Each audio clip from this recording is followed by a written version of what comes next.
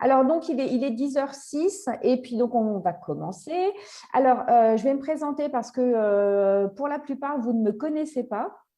Donc, je m'appelle Marie-Ange Alexandre.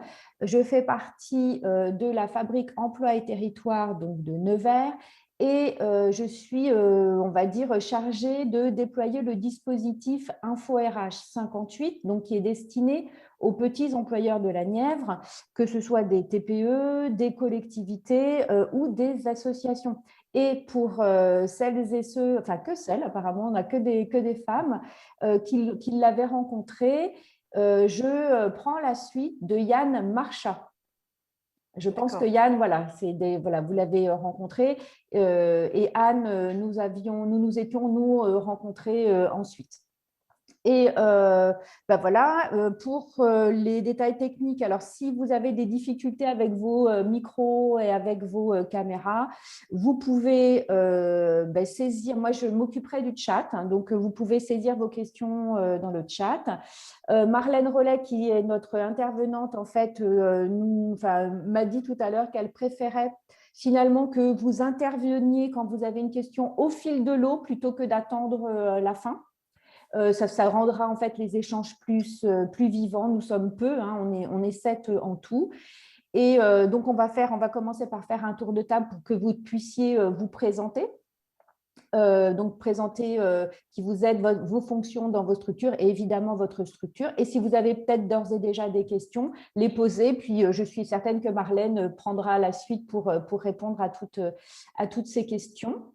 Donc, pour la présentation, si vous pouvez donc effectivement connecter vos caméras. Et puis ensuite, si vous êtes d'accord, donc de déconnecter et les caméras et les micros pour suivre l'intervention de Marlène Rollet. Voilà. Donc, je vais passer la parole à Marlène et je vais commencer par effectivement désactiver.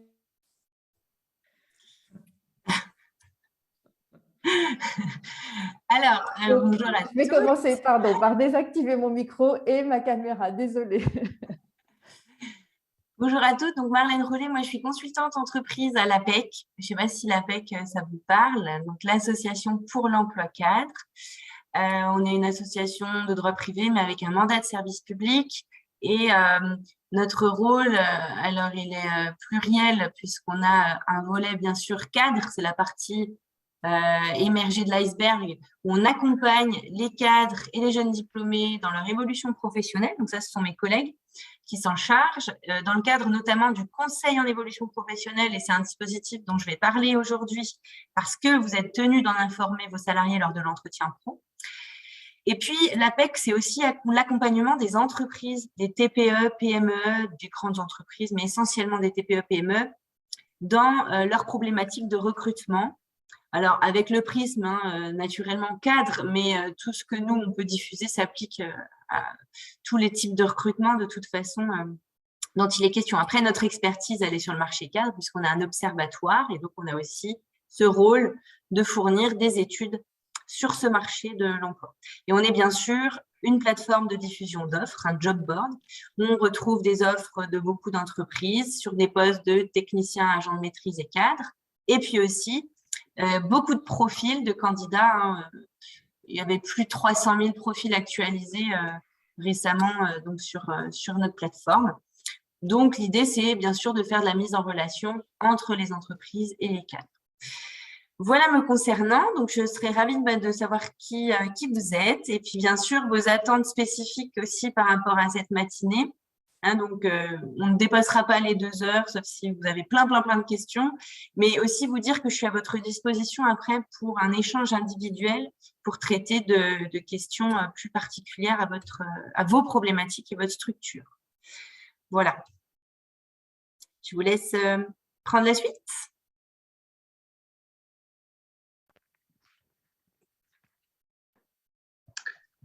Bien, moi, je commence par me présenter. Donc, je suis Madame Choniard Caroline et je suis responsable de secteur de l'association d'aide à domicile de Lucenay-les-Aix. Voilà, donc toute la partie ressources humaines, les entretiens, évidemment, qui en font partie. Je suis là depuis environ 4 ans. Donc, alors les entretiens, j'en ai déjà fait, mais je ne suis pas sûre de les faire toujours correctement et avec tout ce qu'il faut dedans. Donc, je n'ai pas spécialement de questions précises, mais je suis très curieuse de ce qu'on va apprendre aujourd'hui. Très bien, merci beaucoup. Un tour d'horizon 360 degrés. Ça marche. Donc, bonjour, Nathalie Liébar, maire de Saint-Andelin, petite commune de la Nièvre.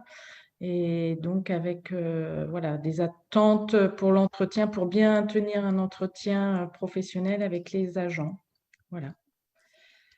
Très bien, merci. Bonjour, si je peux prendre le relais, Anne Savignon, je suis responsable de l'Agence locale de l'énergie et du climat de la Nièvre, qui est une association service public de conseil gratuit, notamment pour les particuliers sur toutes les questions d'énergie, de travaux d'économie d'énergie ou d'énergie renouvelable. Et du coup, petite association avec 6 agents et demi. Voilà. Très bien. Alors, Mélanie, si vous voulez bien vous présenter dans le chat et je relayerai en fait. Non, alors Mélanie, je crois qu'on l'entend. C'est Pauline qu'on n'entend pas. Ah, d'accord.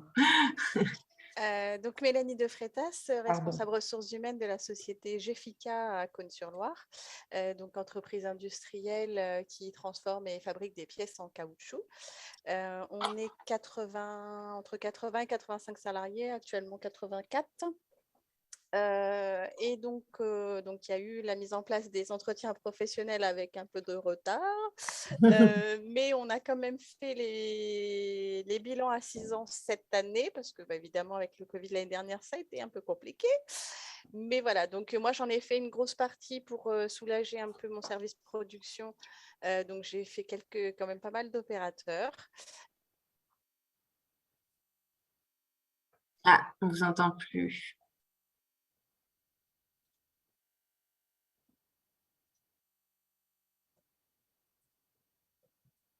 C'est moi ou on n'entend plus Mélanie? Non, non, vous avez raison, j'entends plus non plus, moi, Mélanie. Oh. Ah, ça y est. Ah, ça y est, c'est revenu. Ah. Ah, ouais. Mélanie, Oui, j'avais noté votre question que vous avez envoyée et je l'ai transmise en fait à Marlène et donc elle y répondra sans doute tout à l'heure. D'accord. Pauline, si vous voulez, vous pouvez vous présenter donc à l'écrit dans le chat et je relayerai en fait votre présentation. Alors voilà, Pauline, donc Dru, chargée de relations entreprises au CILEF à Autun. Donc, elle ne fait pas des entretiens professionnels ni ceux à 6 ans, mais elle est amenée à conseiller les entreprises dans les démarches RH. Et là, j'admets tout de suite en fait un nouveau participant, format compost. Donc, vous pouvez réactiver votre micro si vous le souhaitez afin de vous présenter parce que là, on fait juste un petit tour de table. Alors, voilà. Est-ce que vous nous entendez ? Oui, bonjour. Je m'excuse du retard. Moi, je vous en prie. Est-ce que vous pouvez vous présenter et présenter votre structure à l'ensemble des participants, s'il vous plaît? Très bien. Alors, nous sommes donc Société Format Compost spécialisée dans la prévention des déchets et nous fabriquons et concevons des composteurs dédiés aux déchets alimentaires. Voilà, et nous sommes une structure basée à l'Incube à Nevers. Nous sommes 6 salariés. D'accord. Et vous êtes monsieur, du coup? Pardon? Quel est votre rôle dans la structure? Vous êtes le gérant? Oui, je suis le gérant de la structure. D'accord. Très bien. Donc, vous avez en charge le volet RH, du coup, j'imagine. Très bien. Est-ce que vous avez des attentes particulières par rapport à cet entretien pro? Ce sera la première fois que vous allez mettre ça en place? C'est une première fois, oui. Donc, voilà, c'est une prise de connaissance. C'est une découverte. D'accord, très bien. Bon, en tout cas, merci à toutes et à tous. Alors, peut-être, Mélanie, pour répondre tout de suite à votre question, parce que j'ai peur d'oublier d'y répondre après, vous vous demandiez si, voilà, comme vous avez reporté les premiers bilans à 6 ans en 2021 alors qu'ils auraient dû être faits en 2020, est-ce que du coup, ça décale automatiquement les dates, les prochaines échéances pour ces salariés? Hein, c'est bien ça? C'est ça. Donc oui, vous pouvez garder du coup ce nouveau calendrier en place. Après, c'est peut-être pas forcément ce que je conseille, ça dépend aussi de la masse d'entretien que vous avez à gérer, parce que si du coup, ça fait que vous avez une grosse masse d'entretien à faire d'un coup parce que vous avez reporté ceux de 2020 sur 2021, bah, du coup, c'est peut-être plus judicieux de les remettre aux dates initiales. Mais ce n'est pas une obligation. Vous pouvez, ce qui sera pris en compte, hein, c'est de date à date hein, par rapport aux derniers entretiens produits. D'accord. Mais après, c'est peut-être plus pertinent de mieux les répartir sur les différents mois et les différentes années. Du coup. Bah, je pense. Je ne vous entends plus. Bon, Mélanie, on ne vous entend plus. Bon, Mélanie, je vous conseille d'utiliser le chat du coup. Alors, Marlène, si vous êtes d'accord, Oui. et le monsieur, je ne me souviens pas de votre nom de famille, monsieur de Format Compost, nous allons éteindre nos micros et puis nous allons laisser Marlène donc faire sa présentation. Et, alors, pardon, voilà. Excusez-moi, Marie. Pardon. Et si vous avez une question, bah, évidemment, vous rouvrez votre micro ainsi que votre caméra et vous la posez directement au fil de l'eau. Voilà, bonne présentation, Marlène. Et merci. C'est exactement ce que j'allais rajouter. Hein, sauf si votre micro ne marche pas bien, comme on a pu voir avec Mélanie, la connexion a l'air compliquée. Vous utilisez le chat et Marie-Ange relaiera les questions au bon moment. Soit vous prenez directement la parole parce que c'est mieux de poser la question tout de suite. Au moins, on est toujours dans le bon contexte. D'autre part, vous aurez ce support à la fin de ma présentation. Et puis, également un outil que je vous proposerai. Alors, c'est vrai que vous n'en avez pas parlé, ce besoin d'avoir un outil, mais je trouve que ça peut être intéressant pour vous de l'avoir. Un outil le plus simple possible que j'ai pu concevoir et qui comprend toutes les infos indispensables dans le cadre de cet entretien professionnel. Alors, c'est parti. Alors, nous, ce qu'on aime bien à l'APEC quand même, c'est toujours recontextualiser les choses. Pourquoi? Pour leur donner du sens. Parce que l'entretien professionnel, si vous êtes là, je pense que c'est pour beaucoup parce que c'est une obligation légale. Mais moi, j'aurais réussi cet atelier si quand même à la fin, vous voyez quand même le sens et l'intérêt de mener ces entretiens pro au-delà de remplir cette obligation légale. Du coup, une remise en contexte par rapport au monde dans lequel on vit et aux différentes réformes de la formation qui ont pu produire notamment ce dispositif d'entretien pro qu'on va quand même tenter d'articuler avec d'autres dispositifs justement pour lui donner du sens. Un deuxième point, on va faire un focus vraiment sur cet entretien de façon très pratico-pratique, à savoir le texte légal, les outils, la posture, le contenu, etc. Donc là, il y aura vraiment tout sur cette deuxième partie. En troisième partie, on va voir vraiment un petit peu d'apport sur les 3 dispositifs dont vous êtes tenus d'informer vos salariés lors de l'entretien pro. Ce n'est pas pour juste faire de la pub, c'est juste que vous êtes obligés d'en informer vos salariés. Et puis, d'autre part, pour terminer, on fera un focus sur ce bilan à 6 ans, mais on verra qu'en fait, on s'en fait beaucoup de choses alors que c'est très peu. Voilà. Mais c'est aussi pour lui donner du sens qu'on va s'y attarder un petit peu. Voilà. Donc, pour commencer, comme je vous le disais, moi, l'idée, c'est de vous expliquer pourquoi est-ce qu'on en est venu à rendre ce dispositif obligatoire. Et pour ça, il faut prendre beaucoup de hauteur et puis, du coup, se remettre en tête quel est le monde dans lequel on vit. Aujourd'hui, on est dans notre 4e révolution industrielle. On l'appelle la révolution de l'industrie 4.0. Et elle se caractérise, celle-ci, par une transformation technologique très rapide, presque brutale, où en fait, on va avoir comme ça des pics de progrès technologiques, en tout cas des nouvelles technologies qui sont intégrées par le plus grand nombre dans notre société et qui vont du coup avoir un gros impact sur le fonctionnement des entreprises, sur les métiers et donc sur les compétences. Cette révolution technologique qui est très brutale, elle induit aussi le fait qu'on est dans un monde instable où finalement la remise en question et notamment des compétences, elle doit être maintenant perpétuelle. Les enjeux des métiers et des compétences, en fait, ils sont complètement bouleversés en ce moment.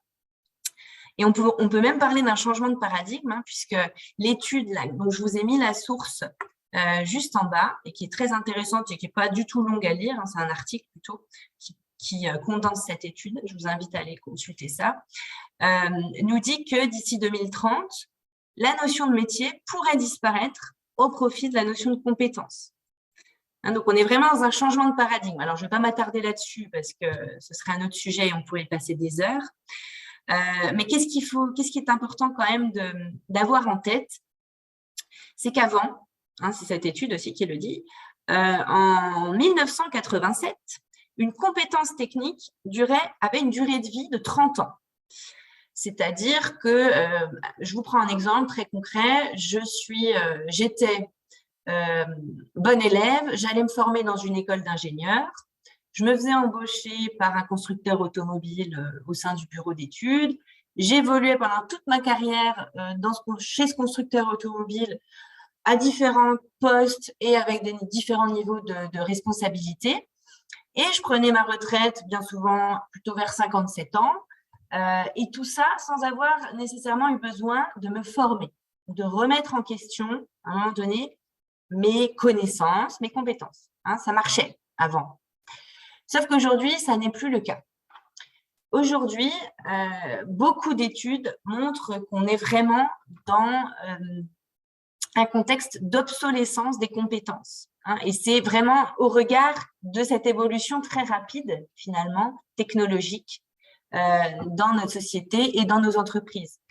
Ça veut dire quoi? Ça veut dire que nos compétences, elles ont une durée de vie très réduite. Hein. Donc, avant, c'était 30 ans. Aujourd'hui, on parle de 2 ans pour une compétence technique. Et c'est encore pire dans l'informatique, où les compétences techniques, elles ont parfois une durée de vie de 6 mois. C'est-à-dire qu'un développeur sur un langage, il va être opérationnel sur ce langage pendant 6 mois. Si pendant 6 mois, il ne s'est pas auto-formé, enfin, si pendant 1 an, il ne s'est pas auto-formé et tenu à jour sur les évolutions de cette compétence technique, il sera has-been, hein, en gros. Donc voilà, ce n'est pas du tout, bien sûr, le cas pour tous les types de compétences et tous les métiers, mais c'est une réalité. Hein, il y a eu cette moyennisation. Avant 30 ans, aujourd'hui, la compétence technique dure 2 ans. D'où, finalement, cette nécessité eh bien, de remettre en question ces compétences beaucoup plus régulièrement qu'auparavant. D'où ces différentes réformes de la formation professionnelle et notamment l'apparition de ce dispositif obligatoire, l'entretien professionnel, qui finalement nous oblige, avec nos salariés, à nous poser à l'instant T sur notre portefeuille de compétences et en miroir pour eux, c'est la même chose, c'est-à-dire à prendre le temps, la réflexion sur où ils en sont au niveau de leurs compétences aujourd'hui et vers quoi ils doivent aller, soit pour répondre aux besoins d'entreprise, soit pour être en accord avec leur projet professionnel. Voilà. Donc, je pense que quand on reprend un peu de hauteur sur tout ça, ça montre quand même l'intérêt, hein, de questionner ces compétences, notamment à travers ce dispositif de l'entretien pro régulièrement. Les compétences techniques règnent beaucoup moins en maître qu'auparavant, au profit du coup des soft skills. Hein, vous en avez peut-être entendu parler, c'est ces fameuses compétences comportementales qui, pour de plus en plus de structures, finalement, deviennent plus importantes que les compétences techniques à l'embauche. Hein. L'OCDE, qui sort des rapports sur les compétences tous les ans, nous dit notamment l'année dernière que les 4 compétences comportementales qui seront les plus prisées sur le marché de l'emploi prochainement seront la capacité à coopérer, la capacité à communiquer, la créativité et l'esprit critique. Voilà, c'est des exemples de compétences comportementales. Pourquoi? Parce que de plus en plus, on va intégrer de l'intelligence artificielle dans les entreprises, hein, mais dans tout type d'entreprise finalement, même n'importe quelle entreprise qui devra assurer un accueil de bénéficiaires ou de partenaires, aura peut-être d'ici peu de temps de l'intelligence artificielle dans ces dispositifs d'accueil. Et du coup, en opposition à cette intelligence artificielle qui va pouvoir gérer plein de choses, hein, des tâches sans grande valeur ajoutée, qui étaient auparavant gérés par des hommes, des femmes, et ben demain, qu'est-ce qui va faire la différence avec ces machines? Pour un humain, ça va être notamment sa capacité à communiquer, à coopérer et surtout à résoudre des problèmes complexes. Voilà. D'où ce glissement, en fait, vers des compétences qui deviennent cruciales et qui sont plus du domaine du comportement. Et pareil aussi avec la notion de potentiel. Parce que si on pousse un peu le vice de l'obsolescence des compétences, finalement, ces compétences deviennent obsolètes de plus en plus rapidement. Donc, on peut imaginer que demain, qu'est-ce qui va être plus important? Ça va être d'avoir la capacité à acquérir rapidement de nouvelles compétences, plus que d'avoir telle ou telle compétence technique. Voilà, donc je vais m'arrêter là sur ce sujet-là de la compétence, sauf si vous avez justement, si ça vous a généré des questions, des réflexions, des remarques. Et puis, du coup, glisser de plus en plus finement vers ce qui nous intéresse aujourd'hui, l'entretien pro, en passant d'abord par nos fameuses réformes de la formation professionnelle. Je ne vais pas du tout vous détailler ces réformes, simplement vous montrer les faits marquants qu'elles ont impliqués et que vous retrouvez aujourd'hui, soit dans vos obligations légales, soit dans vos entreprises, parce que c'est intéressant justement pour le management des compétences. Donc, dans ce contexte-là, finalement, les différentes réformes de 2014 et 2018, je vais faire un mix de tout ça, ont réaffirmé, en fait, à la fois la responsabilité de l'entreprise de veiller au maintien de l'employabilité de ses salariés. Ça, c'est une responsabilité qui est inscrite au Code du travail. On appelle ça vulgairement l'obligation de former, mais si on est précis, qu'est-ce qui est inscrit au Code du travail? C'est que l'employeur a l'obligation de veiller au maintien de l'employabilité de ses salariés à leur poste de travail, dans l'entreprise et au-delà, suite à des négociations entre partenaires sociaux, sur le marché de l'emploi. Donc finalement, vous, employeur, vous êtes responsable et de l'effort commun. Finalement, on fait un effort de guerre un petit peu pour que nos salariés en France soient compétitifs sur le marché de l'emploi. L'idée derrière ça, c'est quoi? C'est finalement que les actifs passent le moins de temps possible par la case demandeur d'emploi. Et donc, du coup, c'est vertueux pour tout notre système social. Donc, on a réaffirmé cette responsabilité de l'employeur et l'entreprise devient un lieu apprenant. On va le voir avec un exemple très concret d'une nouvelle action qui est apparue. L'entreprise, un lieu apprenant, et puis l'employeur aussi responsable du développement des compétences à travers notamment la construction de son plan de développement des compétences, qui en 2014 s'appelait le plan de formation. Mais on a aussi, et c'est ça qui est intéressant parce que souvent j'entends des employeurs qui disent « bah oui, mais c'est pas juste, quoi, tout repose sur l'entreprise à chaque fois ». Mais on a aussi, notamment avec ce fameux compte personnel de formation, le CPF, voulu rendre ce salarié acteur de son employabilité. C'est-à-dire que c'est une responsabilité maintenant qui est partagée entre l'employeur et le salarié. Et pour l'inciter justement dans ce sens et lui donner de plus en plus de responsabilité dans son employabilité, on a également créé le Conseil en évolution professionnelle qui permet à nos salariés de faire le point sur leur situation et de construire avec un conseiller externe à l'entreprise un plan d'action pour aller dans le sens de leur projet professionnel qui peut être ou pas en phase avec l'employeur. Et enfin, pour sacraliser finalement ce moment où on questionne les compétences de chacun et où l'objectif est d'aller dans le sens du développement de ces compétences, eh bien, on a aussi rendu obligatoire cet entretien professionnel. Voilà un petit peu les faits marquants des différentes réformes. Et du coup, j'espère qu'avec ce que je viens de vous dire, vous compreniez bien la logique en fait de tout ce qui est fait. Et puis finalement, moi, j'entends aussi beaucoup de bashing sur notre législateur. C'est vrai qu'il, bien sûr, est perfectible par beaucoup de points. Mais on se rend compte, en fait, quand on reprend de la hauteur par rapport à tout ça, que finalement, notre législateur, il n'est pas si en décalage que ça, et voire au contraire, parfois, il est un peu avant-gardiste. Parce que finalement, l'entretien pro, il est obligatoire depuis 2014. Hein, donc là, on est en 2021. Et on parle seulement depuis 2 ans de l'obsolescence des compétences. Mais en fait, en 2014, on avait déjà cette obligation d'entretien pro justement pour lutter contre cette obsolescence des compétences. Donc, voilà, pour moi, je trouve ça intéressant. Dernière slide, dernière diapo sur ce contexte pour que voilà, vous saisissiez aussi ces petits changements, hein, si jamais vous en avez loupé quelques-uns, et mettre en lumière aussi ce qui se fait de bien, dans le bon sens, ce qui va dans le bon sens. Eh bien, avec la réforme de 2018, donc, qui s'appelle la loi Avenir, hein, la loi pour la liberté de choisir son avenir professionnel, la loi Avenir 2018, qui a aussi revu tout le système des OPCO, de la taxe qui est OPCA, OPCO, de la taxe formation, apprentissage, etc. On a notamment transformé le plan de formation en plan de développement des compétences. Et ça, c'est pas neutre, c'est pas qu'une histoire de sémantique. Pourquoi? Parce qu'en fait, auparavant, la formation, c'était une finalité. On a revu tout ça.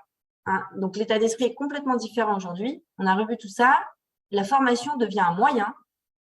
Et la finalité, c'est le développement des compétences des salariés. Avant, on décomptait 14 types d'actions de formation. Et aujourd'hui, on a simplifié les choses. On n'a plus que 4 actions qui concourent au développement des compétences. On a les fameuses actions de formation, les bilans de compétences, la validation d'acquis de l'expérience et l'apprentissage. Il y a un autre point important aussi, c'est que toutes ces actions, et notamment l'action de formation, doivent être intégrées dans un parcours pédagogique qui doit obligatoirement servir un objectif professionnel. Et ces objectifs professionnels, voilà, si ça vous intéresse, vous pourrez aller consulter tout ça, mais on en dénombre 4. Hein. On a de l'insertion ou de la réinsertion professionnelle des travailleurs. Pardon. On a le maintien dans l'emploi, on a le développement des compétences et l'accès aux différents niveaux de qualification professionnelle. C'est pour ça qu'on appelle dans l'entreprise le plan de développement des compétences. Pour le coup, ça vise cet objectif-là. Et puis, on a le développement économique et culturel, la sécurisation des parcours pro et la promotion sociale. Voilà, donc on a 4 objectifs professionnels. Et donc, toutes les actions qu'on met en place, dont les actions de formation, doivent concourir à servir ce parcours pédagogique qui vise ces objectifs professionnels. Voilà, j'espère que dans la logique, c'est assez clair. On a aussi beaucoup fait évoluer l'action de formation en elle-même. Hein, c'est-à-dire qu'avant, voilà, on est sur un modèle classique, on envoyait nos salariés se former dans un organisme de formation à l'extérieur de l'entreprise. Voilà, on a beaucoup remis en question le bénéfice de ce genre d'action de formation, où finalement, déconnecté du terrain, pour beaucoup de salariés, derrière, au bout de quelques temps, il ne restait plus grand-chose de ces actions de formation. Donc aujourd'hui, on a élargi les possibilités, les différentes modalités selon lesquelles on peut avoir ces actions de formation. On fait rentrer dans les actions de formation des pratiques collaboratives, des MOOC, des séminaires, du coaching, voilà, et encore d'autres choses. Et ça évolue, ça, tous les jours. Et puis, on a créé également cette fameuse formation en situation de travail, l'AFEST, l'action de formation en situation de travail. Ça, c'est une grande nouveauté 2018 et c'est selon moi une alternative très intéressante qui, pour beaucoup de personnes, suivant bien sûr sa sensibilité, sa personnalité, sa façon d'apprendre, etc., peut être beaucoup plus bénéfique qu'une formation classique en organisme de formation. Alors, l'AFEST, un zoom très rapide. Est-ce que déjà parmi vous, il y en a qui connaissent cette action de formation, qui l'ont déjà expérimentée? Si vous ne dites rien, j'en déduis que non. Absolument pas. Ouais, merci. Au moins, je vérifie que vous êtes toujours là. Alors, l'AFEST, donc action de formation en situation de travail. Alors, on a quelqu'un qui nous dit, Mélanie de Freitas, qui nous dit oui, elle connaît, en fait. Voilà. Elle connaît, elle en a entendu parler, j'imagine, voilà. Peut-être par son OPCO. Sans doute. Alors, c'est vraiment les OPCO, pour le coup, qui sont spécialistes de ce sujet-là. Donc, vos organismes paritaires qui collectent notamment les taxes, etc., et surtout qui vous conseillent sur le développement des compétences des salariés. Donc, je vous conseille toujours, pour quelques sujets que ce soit, c'est intéressant d'avoir déjà rencontré ce conseiller OPCO parce qu'il a plein de choses à vous apprendre, à vous proposer, voire même beaucoup de financement à vous apporter, puisque pour la majorité d'entre vous, vous êtes des petites structures. Et donc, ces OPCO-là sont très spécialistes de la FEST, et notamment, ils peuvent vous accompagner dans la mise en place de votre première AFEST. Pourquoi? Parce que ça pourrait paraître très concret, logique, facile, puisqu'on est sur une action de formation presque sur le tas, quoi, quelque part. Mais c'est quand même quelque chose qui, justement, pour pas que ça devienne du grand n'importe quoi et qu'au final, finalement, les objectifs de ces actions de formation ne soient pas remplis, c'est quand même quelque chose de très structuré. On le voit ici. Il s'agit déjà d'analyser une situation de travail sur laquelle on veut professionnaliser un salarié et de l'adapter si besoin, parce qu'elle doit être à des fins pédagogiques quand même, dans ce cas-là, cette situation de travail. Il s'agit également de désigner un formateur dans l'entreprise qui va suivre le salarié dans sa formation en situation de travail jusqu'au bout et qui va, là on le voit sur la 3e brique, avec lui mettre en place des phases réflexives où en fait le salarié va s'extraire de cette situation de travail avec son tuteur et va être en observation de ce qu'il a fait, en réflexion pour savoir où est-ce qu'il en est dans l'acquisition des compétences visées et puis dans ce qui lui reste justement à acquérir, à mettre en place. Et puis à la fin, pour clôturer cette AFEST, il y a bien sûr une phase d'évaluation. Et donc, tout ça, on le voit bien, doit être structuré, formalisé. Et donc, je vous invite à contacter votre OPCO si c'est un sujet qui vous intéresse parce que une fois qu'on en a fait une, après, c'est quand même beaucoup plus simple. Et pour moi, c'est vraiment un dispositif très intéressant pour développer nos compétences aujourd'hui sur certains profils. Voilà, donc j'ai terminé sur cette contextualisation. Je vous repasse un petit peu tout ce qu'on a vu parce que du coup, c'est le moment, si vous souhaitez intervenir sur cette mise en contexte, sur s'il y a des choses que vous n'avez pas saisies, même dans la logique, faites-nous en part. Et puis sinon, on va rentrer vraiment dans le vif du sujet de l'entretien professionnel.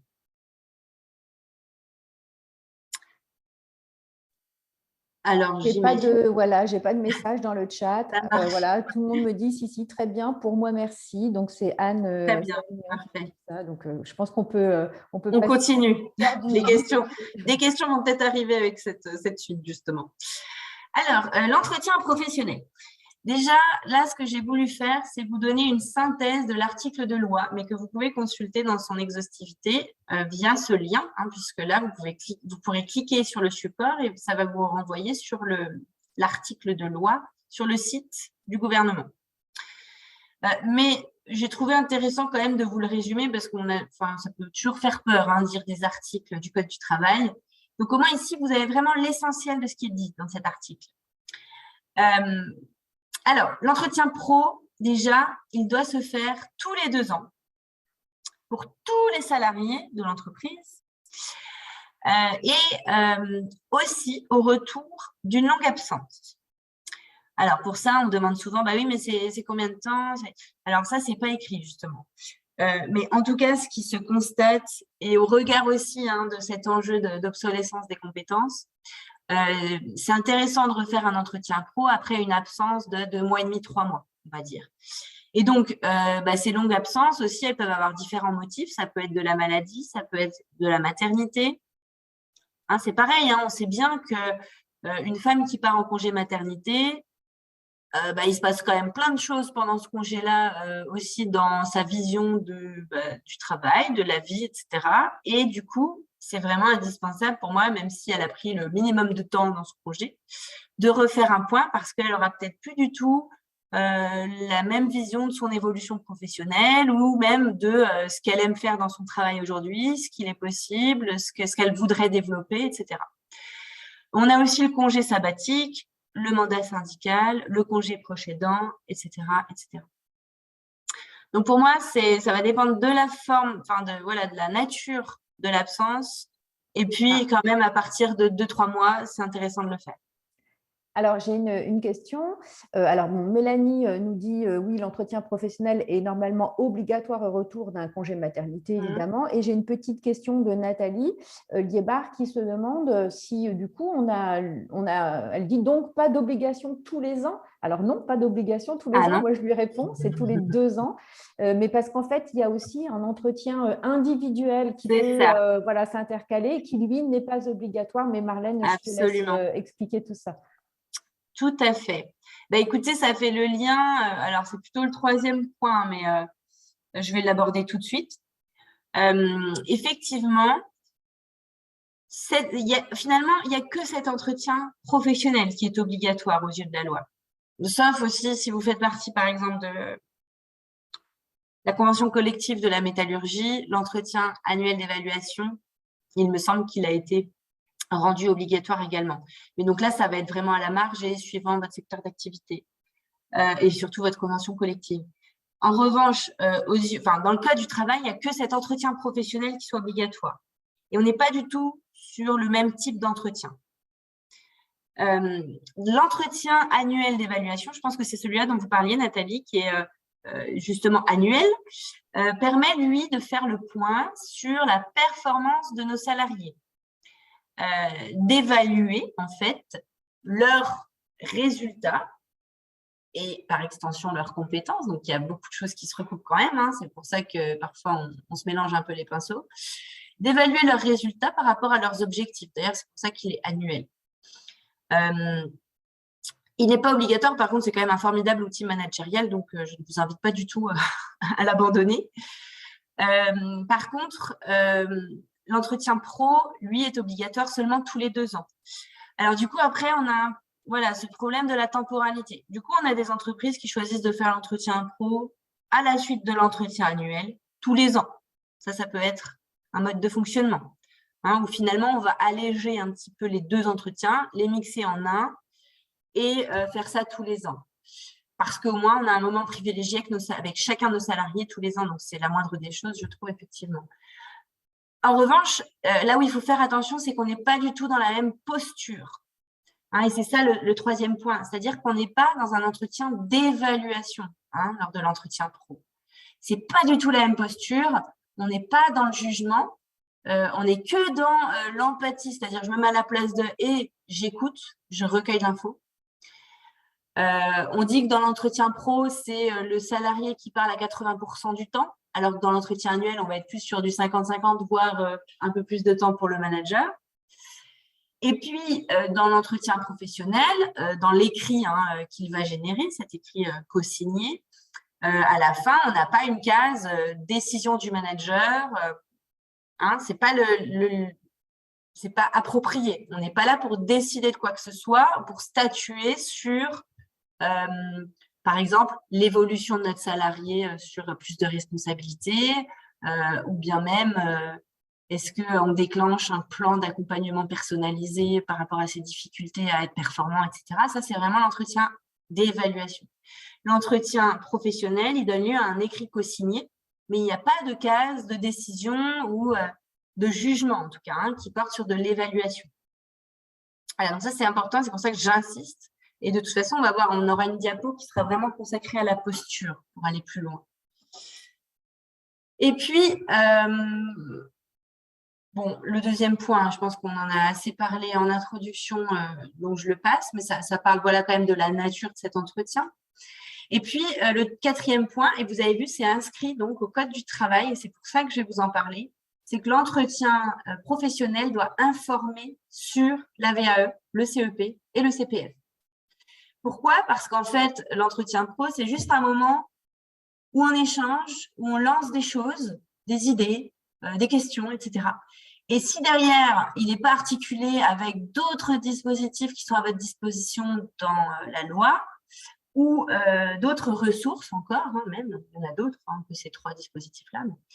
Si ce n'est pas articulé avec tout ça, ça veut dire qu'il n'y a pas de plan d'action, qu'il n'y a pas d'action qui se poursuivent derrière cet entretien pro et entre guillemets, il ne sert à rien.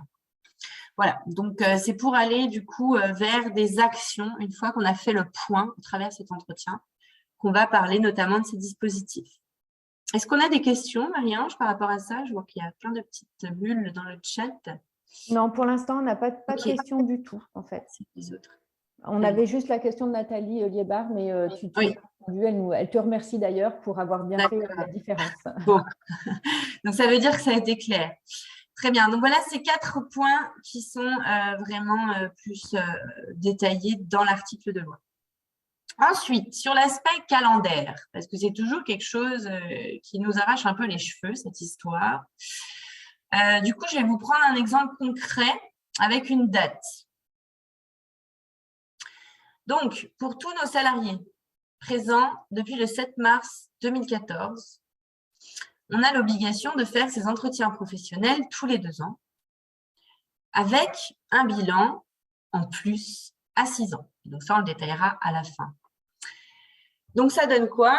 Si j'ai un salarié que j'ai embauché le 7 mars 2014, ici, déjà, je l'ai informé. Bon, alors le 7 mars, du coup, on va dire le 10 mars. Je l'ai informé de l'existence de ce dispositif qui est d'ailleurs mis en place dans l'entreprise en respect de l'obligation légale. Donc, on peut faire cette information soit par une note individuelle lors de l'embauche, soit même dans le contrat de travail, soit par un affichage collectif. Mais en tout cas, on est tenu d'informer de cette obligation tous nos salariés. Donc ça, c'est une première chose aussi qu'il faut avoir en tête. Si ce n'est pas encore fait dans votre structure, je vous invite à le faire. Et surtout, c'est quoi l'intérêt de faire ça? Peut-être de le faire même en collectif quand vous n'êtes pas nombreux. Parce que ça permet vraiment de, avec tout ce que je vous ai transmis en plus aujourd'hui, de donner le sens de ce dispositif aussi à nos salariés. Parce que c'est super si vous êtes convaincu du sens et que du coup, vous pensez à plein de choses, vous les préparez super bien, vos entretiens, vous avez plein d'idées, etc. Par contre, si en face, on a un salarié qui n'a pas préparé, qui ne comprend pas à quoi ça sert, ce sera vraiment une perte de temps. C'est vraiment quelque chose où les 2 parties doivent être très investies, voire même le salarié plus que l'employeur. Donc, c'est pour ça que l'information collective, pour moi, régulière, doit être de fait dans l'entreprise. Donc, je l'ai embauché le 10 mars, je l'ai informé de ce dispositif qui existe. Le 10 mars 2016, du coup, je fais son premier entretien professionnel. Du coup, le 10 mars 2018, je fais son 2e entretien professionnel. Et enfin, le 10 mars 2020, j'aurais dû faire à la fois son 3e entretien professionnel et son bilan à 6 ans, ce fameux bilan état des lieux. Bon, avec le fameux la crise sanitaire qu'on a connue justement en mars 2020, le législateur a décidé d'octroyer un délai supplémentaire pour produire les premiers bilans à 6 ans. C'est ce que vous avez ici. Il y a eu plusieurs décrets, ordonnances, etc. Mais au bout du bout, la loi que vous voyez tout en bas, du 31 mai 2021, a donné lieu à un report possible de ce premier bilan à 6 ans jusqu'au 30 septembre même 2021. Donc, pour faire vos premiers bilans à 6 ans des personnes qui étaient là en mars 2014, vous aviez jusqu'au 30 septembre 2021 pour être en conformité avec la loi. Pourquoi aussi? Parce que le législateur a dit on commencera les contrôles et potentielles sanctions et abondements de sanctions, etc. Ça, on va y revenir par la suite. Au 1er octobre 2021. Donc, ça sous-entendait que vous aviez jusqu'au 30 septembre 2021 pour faire votre premier bilan à 6 ans.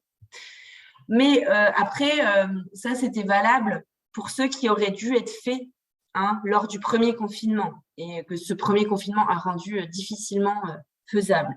Par contre, pour tous les autres, on est resté sur une échéance calendaire de 6 ans. Ça n'a pas reporté tous les autres bilans. Maintenant, pour les salariés qui étaient là, par exemple, en 2015, c'est cette année aussi que les premiers bilans à 6 ans aurait dû être fait. Il y a aussi possiblement des assouplissements de ce calendrier suivant les négociations des partenaires sociaux dans différentes branches ou par accord d'entreprise. Alors, notamment, je pense à la métallurgie, encore une fois, hein, c'est quand même, pour le coup, souvent cité en exemple, puisque eux, ils ont négocié de pouvoir, si le salarié est d'accord, supprimer cet entretien professionnel. Je ne sais pas si vous voyez ma souris quand je fais ça d'ailleurs. Le fameux deuxième entretien professionnel sur les 3 en 6 ans. Donc, ils n'ont pas pu changer finalement les 2 bornes extrêmes, mais la possibilité de supprimer le deuxième entretien professionnel sur les 3, suivant que le salarié est d'accord ou pas pour le faire. Voilà. Et puis, je crois qu'aussi, on a la branche de la sécurité sociale qui, in extremis, a négocié quelque chose aussi en ce sens, parce que sinon, ça leur aurait coûté très, très cher en abondement de sanctions sur les CPF des salariés pour lesquels ils n'étaient pas en conformité. Voilà. Est-ce qu'on a des questions par rapport à ce calendrier? Eh bien, écoute, pour l'instant, non, pas de questions. Ça marche. Je poursuis. Maintenant, plus sur un aspect qualitatif et fond de l'entretien pro. Là, on était beaucoup sur la forme, sur les détails pratiques. Mais j'aime bien quand même à chaque fois nous ramener au fond, parce que c'est important pour qu'on y trouve du sens et que ce ne soit pas une contrainte. L'entretien professionnel, c'est vraiment un moment RH central dans… je te coupe, excuse-moi.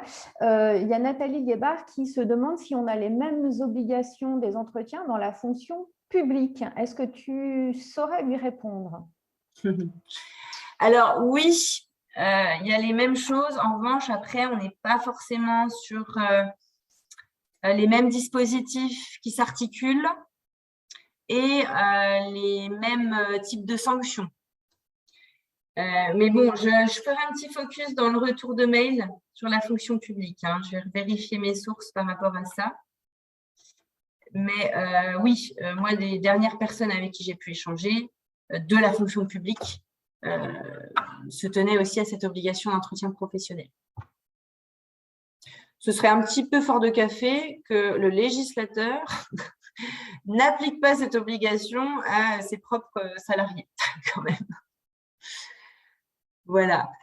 Du coup, je disais un moment RH central, un moment fort aussi, ne serait-ce que, en fait, c'est parce que c'est un moment dans la vie du salarié. Alors, sur un cycle de 2 ans, en plus, on n'est pas sur un cycle annuel, en tout cas dans ce qui est écrit, où il a la chance de pouvoir se poser avec soit son manager, soit son gérant, soit son RRH et s'exprimer librement sur ce qui s'est passé, sur aujourd'hui comment il se sent dans son poste, dans son équipe, dans l'entreprise, parce que bien souvent, bien sûr, ça dévie sur tout ça, et puis sur comment il se projette dans l'entreprise. Donc, rien que pour ça, en fait, c'est bien dommage, ça serait bien dommage de ne pas se saisir de cette opportunité pour avoir ce temps de qualité avec ses salariés, même si je sais bien que vous avez tous beaucoup de contraintes au quotidien qui font que c'est difficile de lever la tête du guidon et de prendre le temps juste d'être dans l'échange. Et pourtant, c'est fondamental. Pourquoi? Aussi pour votre propre performance. Alors, bon, je ne sais pas si vous vous exprimez en ces termes concernant vos structures. C'est vrai que moi, j'ai plus l'habitude des entreprises privées, donc je vais parler en ces termes-là. Votre performance, mais aussi le fait que vous êtes à jour à la fois côté législatif, mais aussi par rapport à votre écosystème, en fait, que ce soit des concurrents, si vous n'avez pas de concurrents, que ce soit des partenaires. Voilà, pour la survie de l'entreprise, en fait, c'est fondamental également. Parce que c'est également le moment où vous allez vous-même, employeur, vous poser en vous demandant vers quoi je dois évoluer demain, au regard de tout mon écosystème, pour rester compétitif et surtout remplir mes objectifs, ma raison d'être, vers quoi je dois évoluer. Et donc, de quelles compétences je vais avoir besoin. Et donc, aujourd'hui, qu'est-ce que j'ai comme compétences et vers quoi il faut que je les amène demain pour que ça serve ma stratégie, mon projet d'entreprise. Et donc ça, si on ne le fait jamais et qu'on reste tout le temps la tête dans le guidon, c'est quand même un peu embêtant. Donc, c'est vraiment une opportunité également pour les entreprises. Et puis, pour le salarié, c'est une opportunité pour lui de se poser et de prendre cette responsabilité qu'il a de se préoccuper de son évolution professionnelle, puisque c'est lui qui va beaucoup préparer cet entretien et qui va beaucoup s'exprimer. Donc, c'est aussi l'accompagner dans je suis responsable de ma propre employabilité. C'est pas, je ne dois pas tout attendre de l'entreprise. C'est moi qui suis aussi en proposition. Là, pour le coup, ça met les deux parties sur un même niveau de responsabilité. Et c'est ça qui est intéressant. Voilà. Et donc, au-delà de ça, donc, le salarié, il a la possibilité de s'exprimer vraiment librement. Souvent, comme je vous l'ai dit, il dévie sur des choses du quotidien qui peuvent le peser ou voilà, l'irriter pour être vraiment pleinement engagé, épanoui dans son poste. Et donc, ça favorise un meilleur climat social, finalement, puisque c'est aussi par là qu'on dénoue des problèmes, où on va résoudre des difficultés, etc. Et donc, qui dit bon climat social, qui dit aussi meilleure image d'entreprise, d'employeur à l'extérieur pour attirer les futurs talents dont j'ai besoin, pour continuer à performer, pour remplacer mes départs, etc. Donc, finalement, c'est ce qu'on dit de la marque employeur, je ne sais pas si c'est un concept qui vous parle, ce qui se fait à l'intérieur se voit à l'extérieur. Quand mes salariés sont bien dans leur basket, forcément, je suis quand même plus attractif pour des personnes de l'extérieur quand on parle recrutement. Alors, finalement, il y aurait une question que je vous ai écrite en dessous qui résume assez bien le sens de cet entretien, même si on va poser beaucoup plus de questions que celle-ci. Partages-tu encore la culture de l'entreprise? Comment t'y projettes-tu demain? Voilà, ça peut être ça aussi, l'entretien pro. C'est pas juste, à quelle formation je t'inscris demain pour remplir mon plan. Voilà, ça va bien au-delà de tout ça. Alors d'ailleurs, pour aller justement plus côté posture de celui qui mène l'entretien. Alors souvent, on a des questions à ce moment-là sur qui doit faire ces entretiens. Est-ce que c'est les managers? Est-ce que c'est la direction? Est-ce que c'est le RRH ou la RRH? Et là, il n'y a pas de réponse unique, en fait. C'est-à-dire que ça dépend vraiment de votre politique RH, ça dépend de votre culture d'entreprise, ça dépend aussi de vos contraintes. Et donc, il n'y a pas de bonne ou de mauvaise réponse. C'est surtout qu'une fois que vous avez décidé ça, après, vous avez aussi le droit d'essayer des choses et puis de faire d'autres choses si ça ne marche pas. Mais quand même, si vous l'avez décidé, c'est pour une raison qui est assumée et puis qui est claire. Et donc, il faut s'y tenir à minima sur un cycle et voir qu'est-ce qu'on retire de cette stratégie-là, de cette politique-là plutôt. Donc, ça peut être par exemple très pertinent en tant que RH de décider avec bien sûr son codir et ses managers que c'est les RH qui font tous les entretiens pro. Parce que c'est le seul moment finalement où les RH peuvent avoir cet entretien vraiment sacralisé, qualitatif avec chacun des salariés.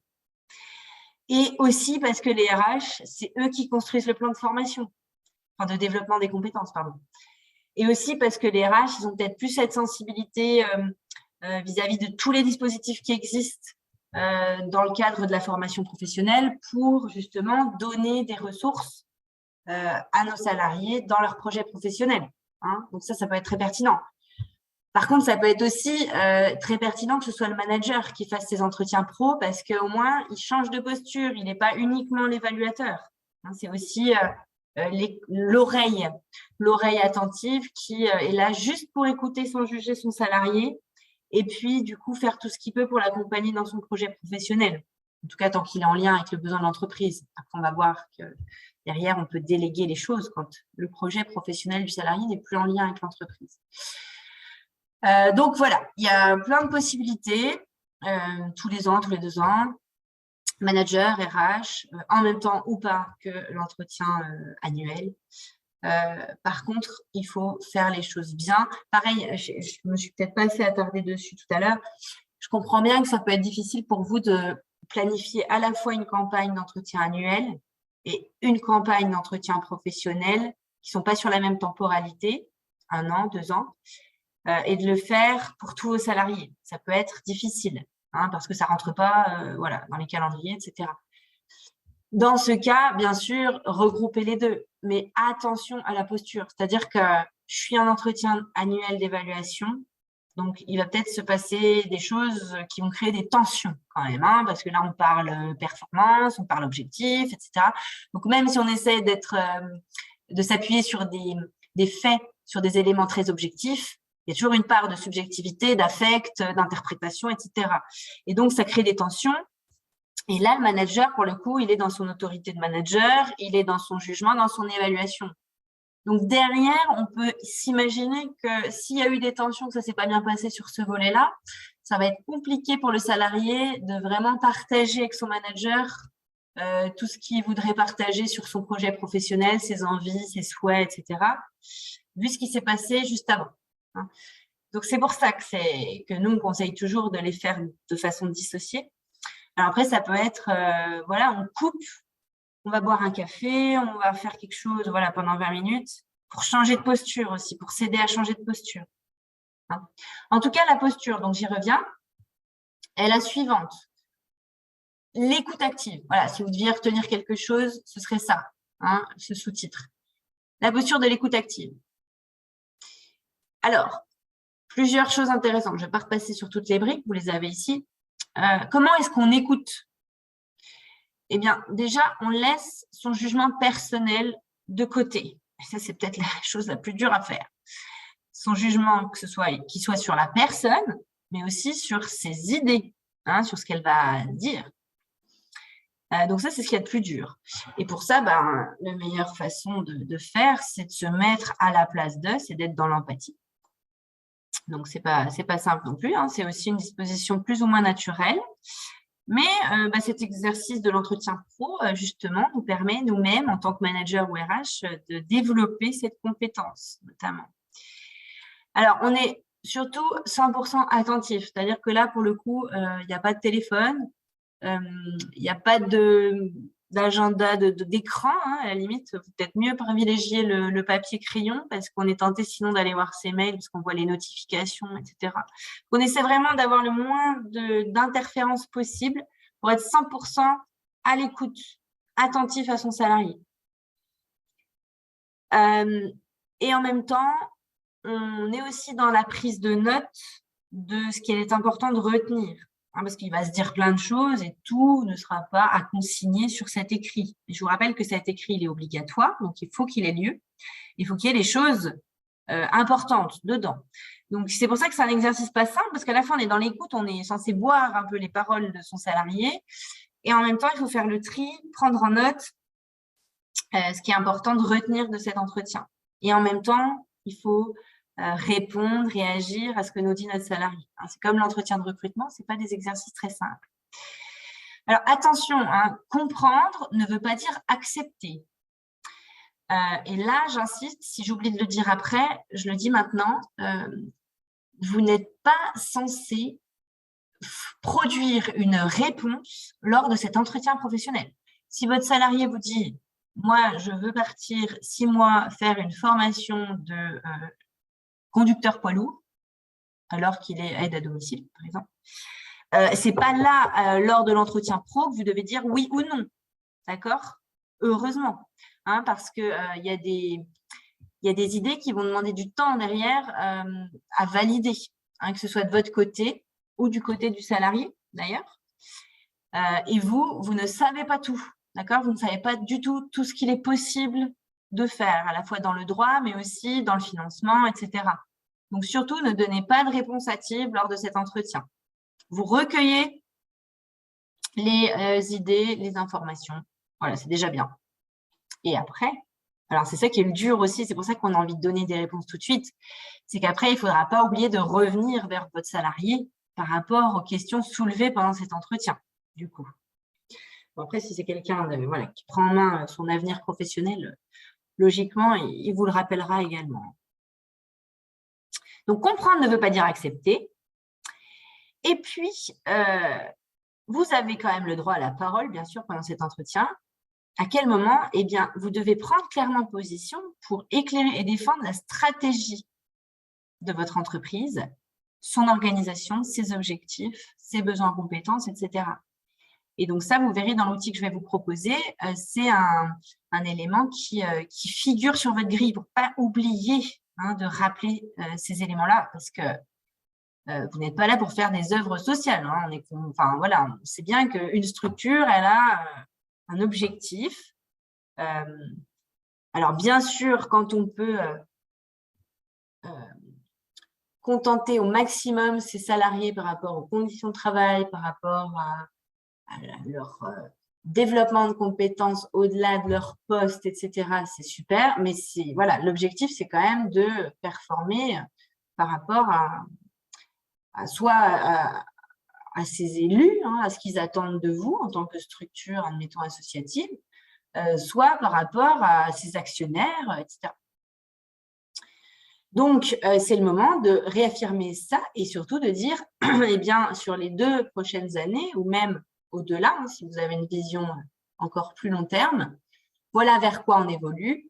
On va se diversifier sur tel produit, tel métier, et donc, on va avoir besoin de développer telle compétence, ou alors, au regard de l'évolution de notre marché, ton poste à toi va évoluer vers telle chose, et donc, moi, j'ai besoin que tu te développes sur tel et tel aspect.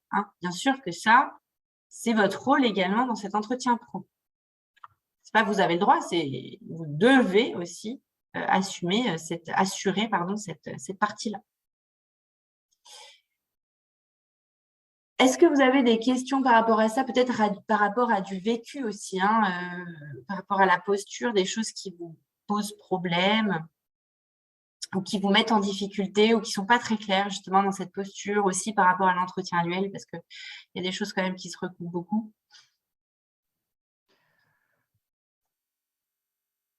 Alors, on n'a pas de questions dans le chat. Ah, pardon. Allez-y, Madame Chaumière, excusez-moi. Excusez-moi, non, moi j'ai juste parce que j'ai fait les entretiens, j'ai déjà fait des entretiens professionnels, mais c'est vrai que nous, dans l'aide à domicile, c'est très compliqué de voir une évolution, en tout cas pour les salariés, parce que c'est sûr que le métier d'aide à domicile reste le métier d'aide à domicile. Moi, j'ai trouvé difficile d'aiguiller les salariés parce que bien souvent, elles sont en demande pour les aiguiller vers où elles pourraient se projeter. Et c'est quelque chose qui m'a paru assez compliqué, en tout cas, de les amener déjà à formuler ce qu'elles aimeraient ou pas, parce que souvent, elles sont là. Et alors, où elles y sont très bien, et tant mieux, où elles sont là parce que c'est ce qu'elles n'ont pas le choix à faire. Mais voilà, cette position-là, je l'ai vraiment trouvée pas forcément évidente, parce qu'en plus, je n'avais pas forcément des outils avec des grilles où elles ont pu pouvoir préparer à l'avance et aiguiller un peu à l'avance. Oui. Donc, si vous avez des conseils ou quelque chose, je suis preneuse.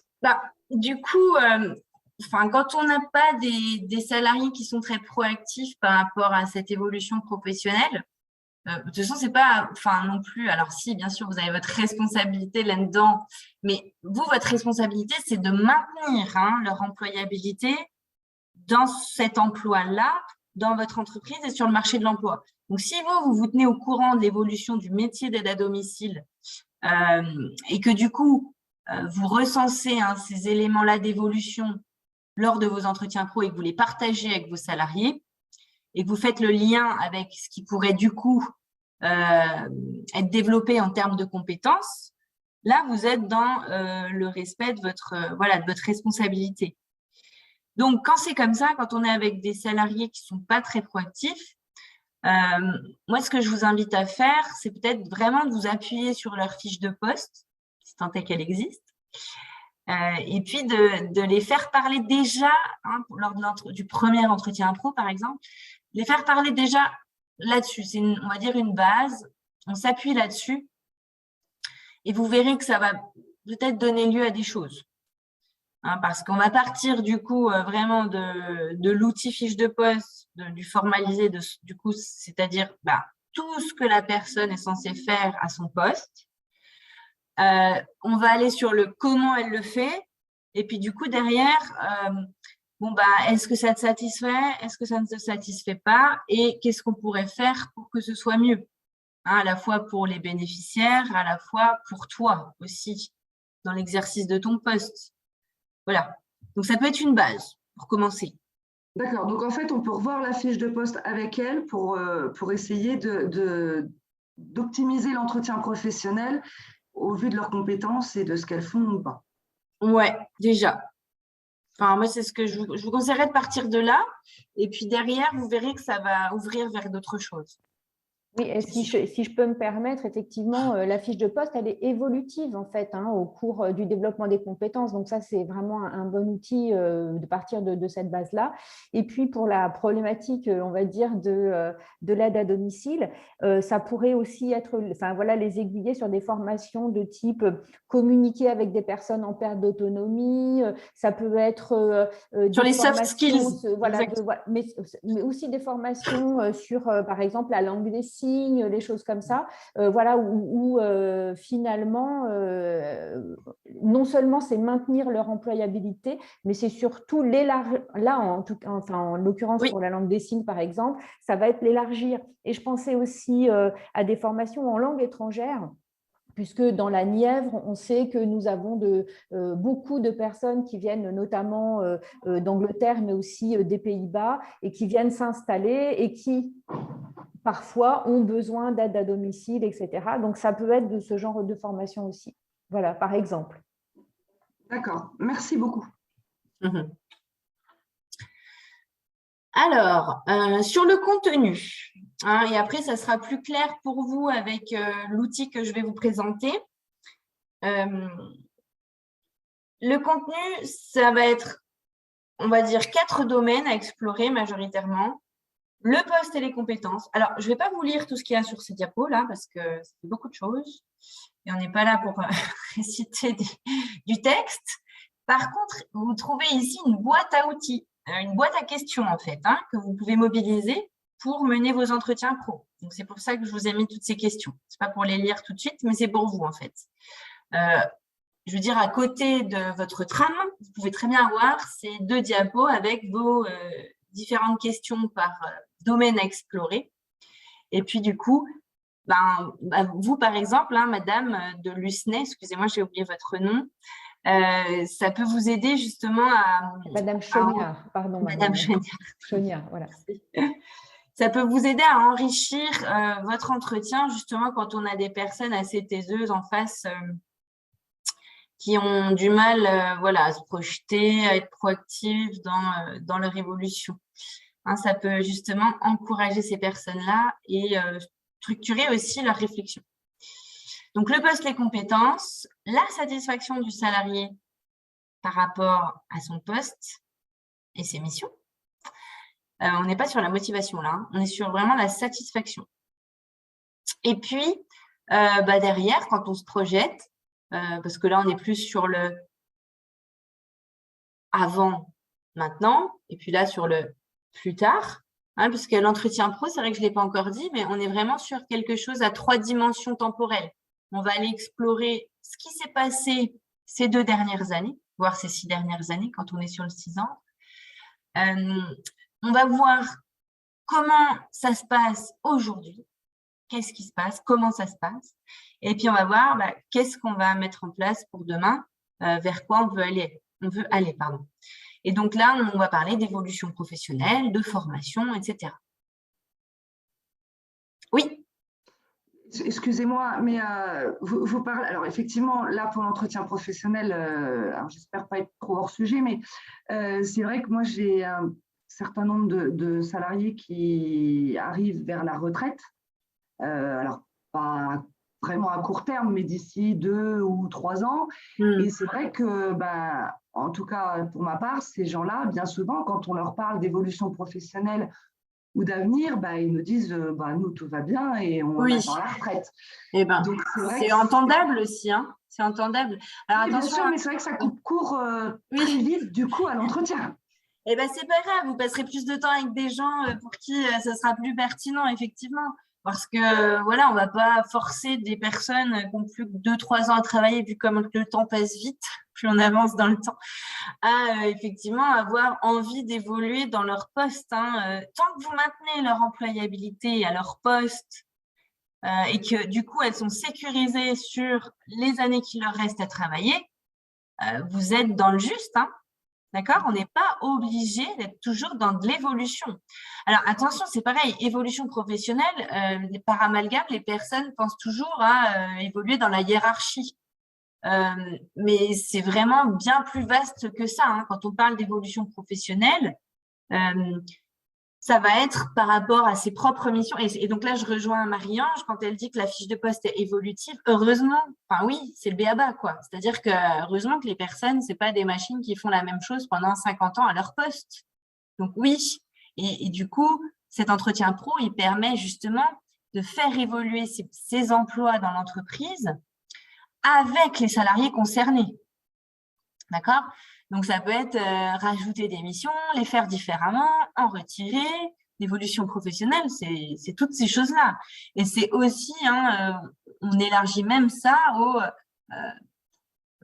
la personne va, elle, acquérir de nouvelles compétences, éventuellement, comme disait Marie-Ange, l'acquisition d'une nouvelle langue, elle est dans de l'évolution professionnelle.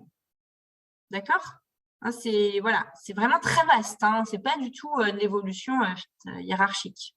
Que ça. Bien sûr, ça en fait partie, hein, si c'est le souhait, le projet, etc. Mais c'est pas que ça. Merci. Voilà, et donc, besoin d'une formation. Alors, c'est bien quand même de bien avoir ces questions en tête parce qu'effectivement, on a des salariés qui vont être très clients, formation. Ah bah oui, tiens, moi, ils vont faire leur petite liste de courses. Hein, j'aimerais telle et telle et telle et telle formation.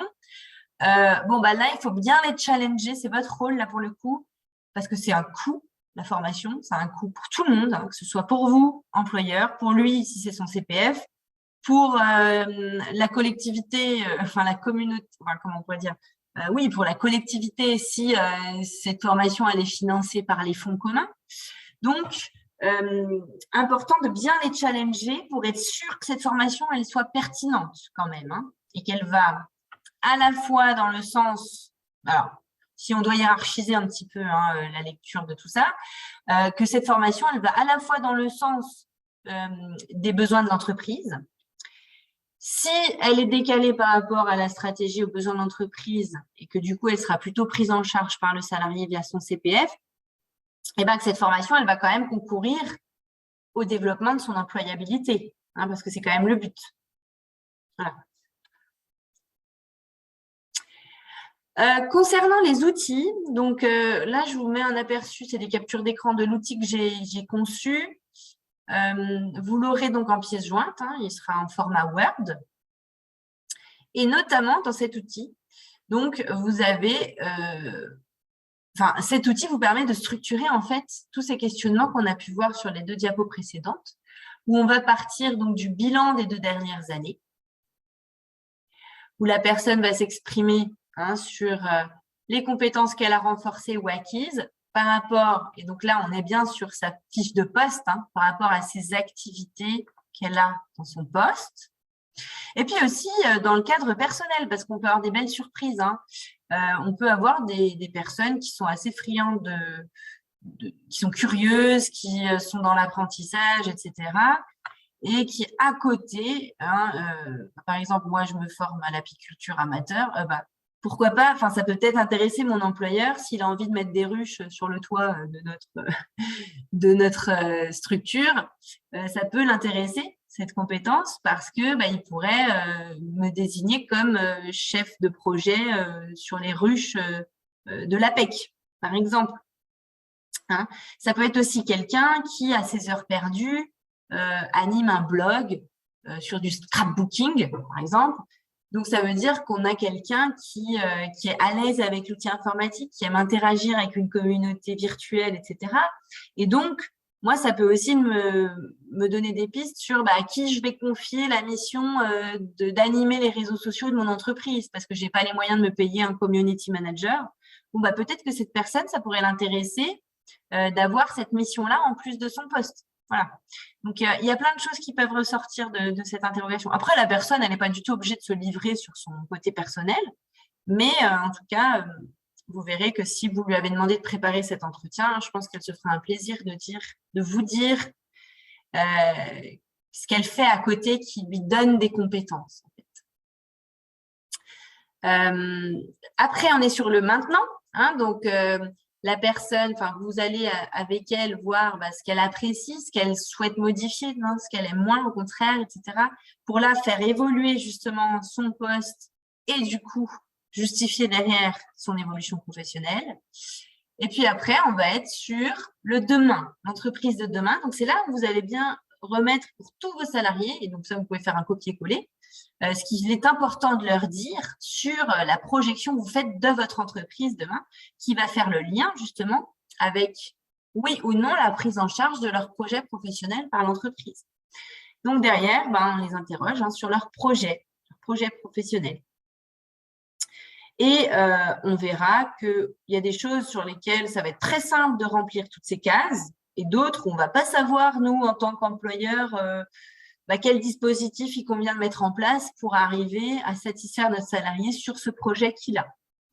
Et donc là, vous allez consulter votre conseiller OPCO, Marlène de l'APEC, Marie-Ange de la Fabrique, pour savoir comment est-ce qu'on pourrait contenter ce projet pro de notre salarié, par quel biais, et puis du coup, vous reviendrez vers lui avec des éléments de réponse.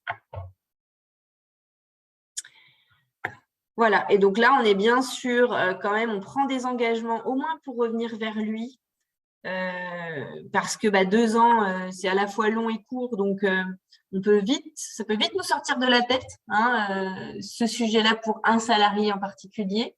Donc, on prend des engagements, on note des alertes dans notre agenda pour bien penser à revenir et apporter des réponses. Et puis, vous voyez, c'est aussi le moment où on aborde la fin de carrière, justement. Donc, quand on va être plutôt sur ce sujet-là, ça, on va le passer très, très vite, éventuellement. S'il reste 2 ans à travailler, la personne, elle aura peut-être plus trop envie de développer des choses au niveau professionnel. Et du coup, on va passer plus de temps ici et essayer d'anticiper ça, parce que c'est quand même pour vous-même un enjeu crucial de l'anticiper pour anticiper un recrutement derrière, notamment. Ou faire évoluer le poste, justement, profiter du départ de cette personne pour faire évoluer votre organisation. Ça peut être ça aussi. Voilà, ici, je vous ai mis aussi cette petite grille pour vous assurer que vous avez bien communiqué à votre salarié sur ces 3 dispositifs dont vous êtes tenu de les informer. Et puis, des cases de remarques, de commentaires, mais vous voyez, il n'y a pas de case de décision. Voilà, et avec la signature. Alors, juste avant de passer aux 3 dispositifs, justement, ça fait la transition.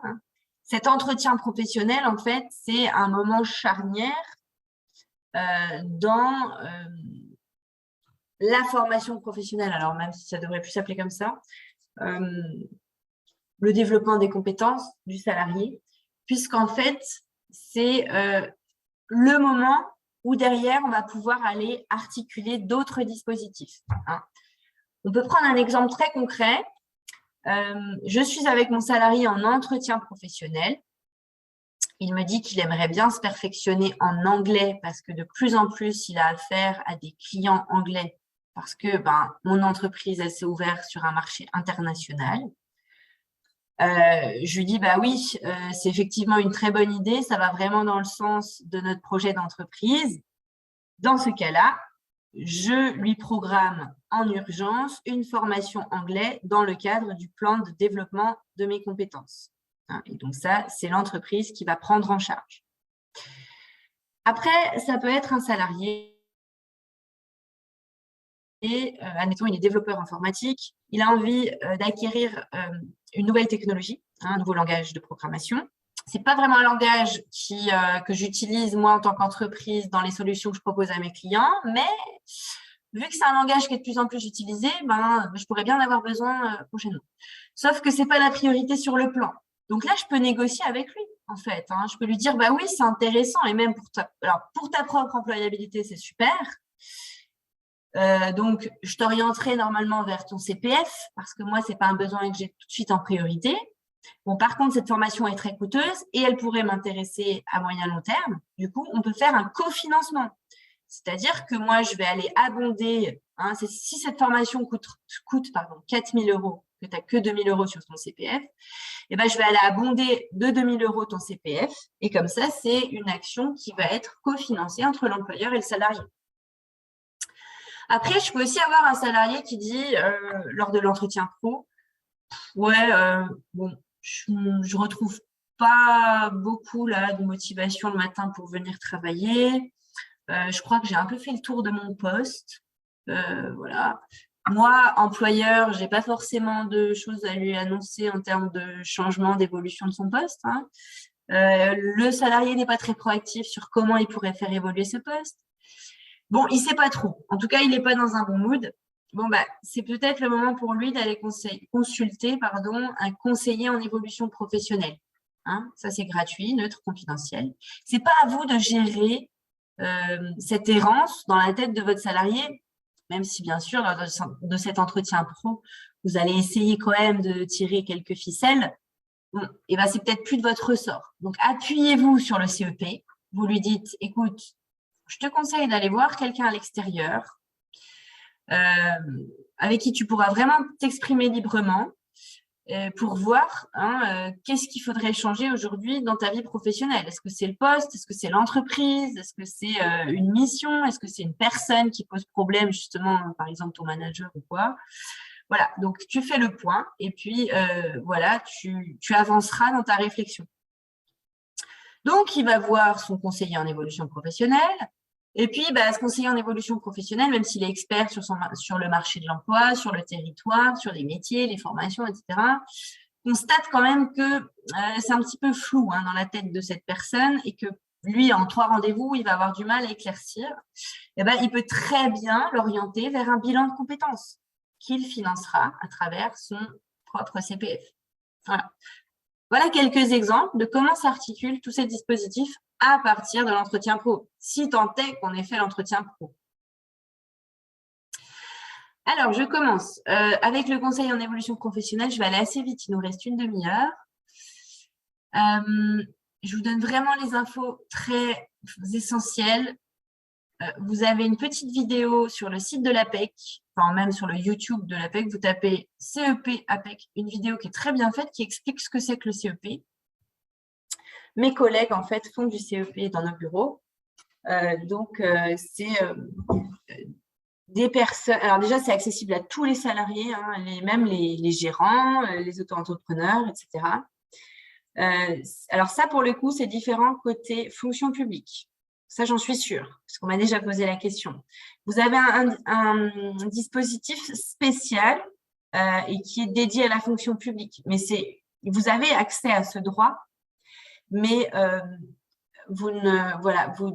c'est-à-dire que ce n'est pas les mêmes opérateurs qui vont vous dispenser ce conseil en évolution professionnelle.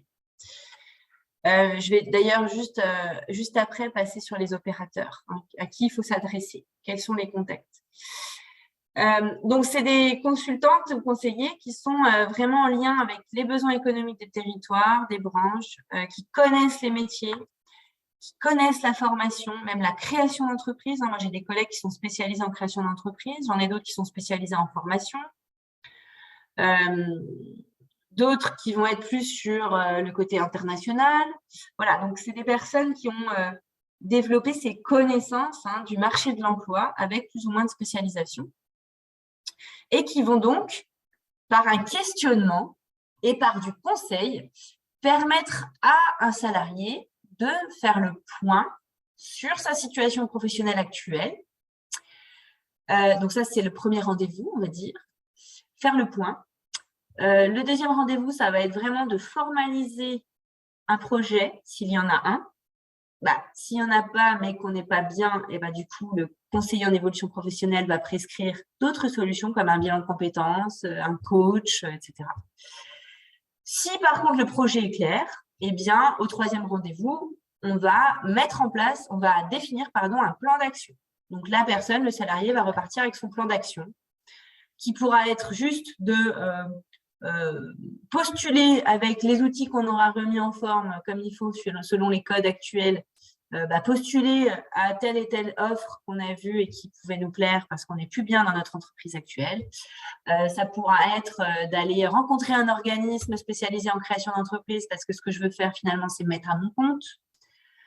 Ça pourra être de construire un dossier de transition professionnelle, si on a envie de bénéficier de ça, donc d'une formation très longue à l'extérieur de l'entreprise, l'ancien CIF. Voilà, ça peut être tout un tas de choses, le plan d'action. Et normalement, enfin en tout cas, à travers le conseil en évolution professionnelle, le CEP, l'objectif, c'est d'avoir ces pistes d'action pour votre salarié. Et ce n'est pas à vous, du coup, de les donner, ces pistes d'action. Vous n'êtes pas professionnel de la formation, des métiers, des branches, etc. C'est pour ça qu'il faut vous appuyer sur ce CEP. Les opérateurs. Alors, pour les cadres, c'est l'APEC. Ça peut être à distance, en présence, prise de rendez-vous en ligne avec nos consultants. Pour les demandeurs, alors voilà, il y a 4 opérateurs nationaux.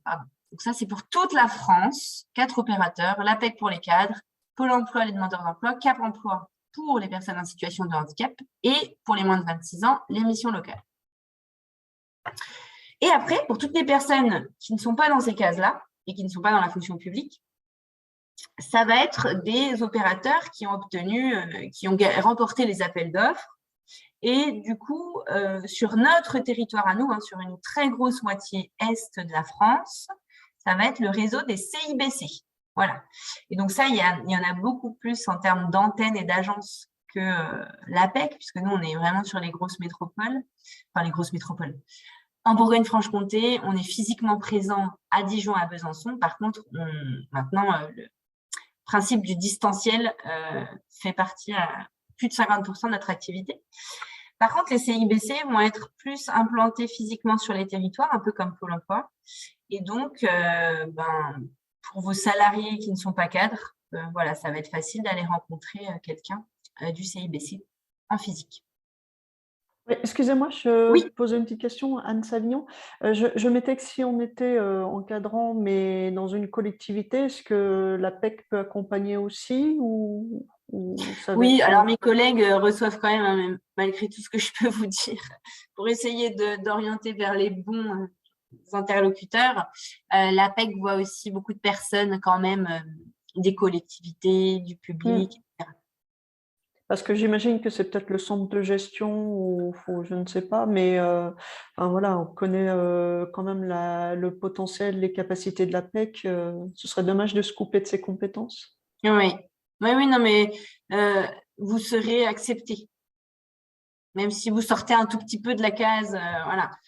Et puis, en plus, nos mandats de service public vont Enfin, voilà, il a été question de ça. Alors, je ne crois pas que du coup, ça a été acté pour le nouveau mandat de service public qui va durer jusqu'en 2026. Mais à un moment donné, il a été question de ça. C'est-à-dire que l'APEX fonctionne sur les cotisations des cadres. Or, les cadres du secteur public ne versent pas de cotisation à l'APEC. C'est cette logique, en fait. Maintenant, à la marge, comme on est sur des fonds mutualisés, on octroie quand même des services à des personnes du public qui, pour le coup, un jour peut-être cotiseront dans le privé. C'est aussi ça, c'est-à-dire des... Ou qui ont pu cotiser dans le privé et qui n'ont pas forcément un statut fonctionnel. Tout à fait. C'est pour ça que c'est difficile de dire non. Tout à fait. Merci. Normalement, le principe, c'est vous avez cotisé 1 an à l'APEC, vous avez droit au service. Voilà. Si ça peut vous guider dans vos questionnements, justement. Ouais, merci pour cette information précieuse. Avec plaisir.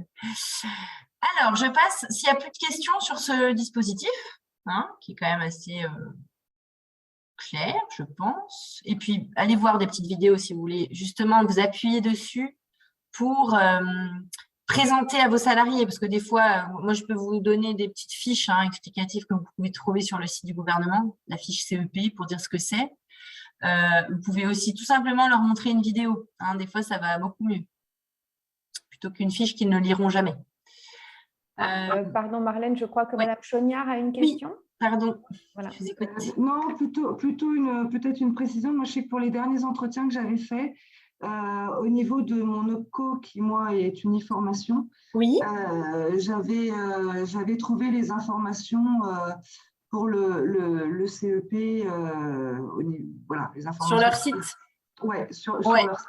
Tout à fait. Je fais justement ce même atelier que je vous fais aujourd'hui, demain, avec Uniformation. Et effectivement, je pense qu'il y a plusieurs personnes ici qui doivent être adhérentes à Uniformation. Peut-être pas.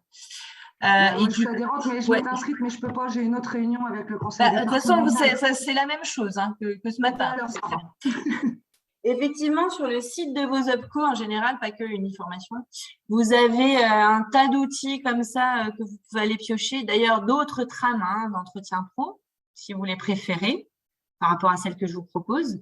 Voilà, ils ont aussi une boîte à outils. Donc, n'hésitez pas à vous en... Et InfoRH aussi a une boîte à outils avec toutes les trames, voilà.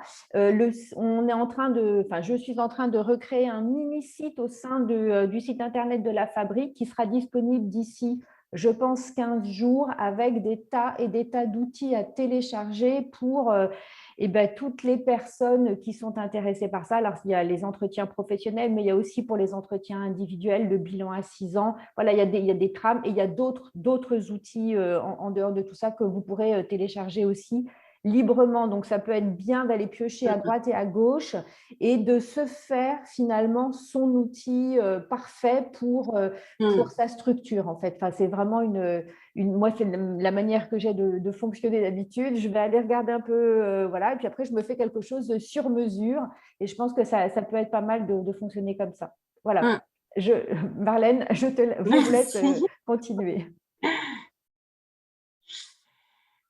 Alors, le CPF, le compte personnel de formation, il n'y a plus grand-chose à dire. Enfin, disons que j'avais plus de choses à dire dessus avant le 30 juin, mais en tout cas, depuis le 30 juin, c'est fini. On ne peut plus injecter les heures acquises au titre du DIF, le DIF qui a disparu fin 2014, dans le CPF. Donc, voilà, ça c'est fait. Par contre, si vous n'avez toujours pas ou si vos salariés n'ont toujours pas ouvert leur CPF, bien sûr, c'est encore temps de le faire et ça sera toujours temps de le faire. Il s'agit juste de rentrer son numéro de sécu et de définir un mot de passe et votre CPF est ouvert. Parce qu'il existe par défaut, mais vous n'avez peut-être pas encore consulté. Donc, ce CPF, en fait, c'est un super outil qui permet justement d'avoir sa propre ressource en tant qu'individu de financement des formations qu'on souhaite faire. Mais un outil aussi qui peut être abondé par l'entreprise, par l'employeur, ça c'est intéressant également.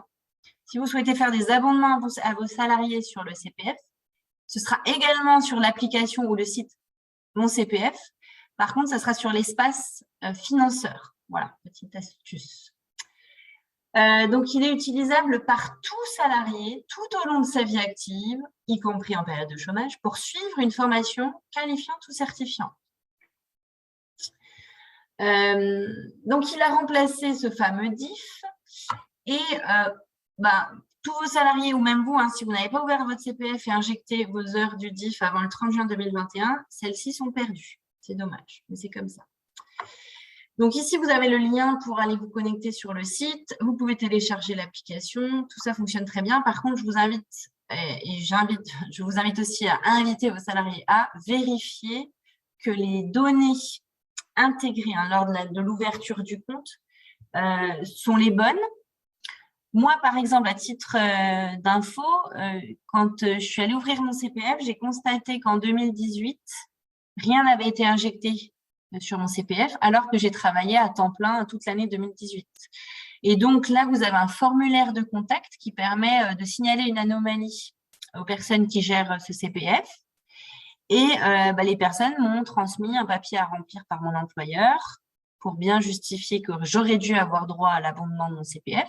Et donc, ils m'ont régularisé mon CPF. Donc, j'ai eu 500 € injectés en plus.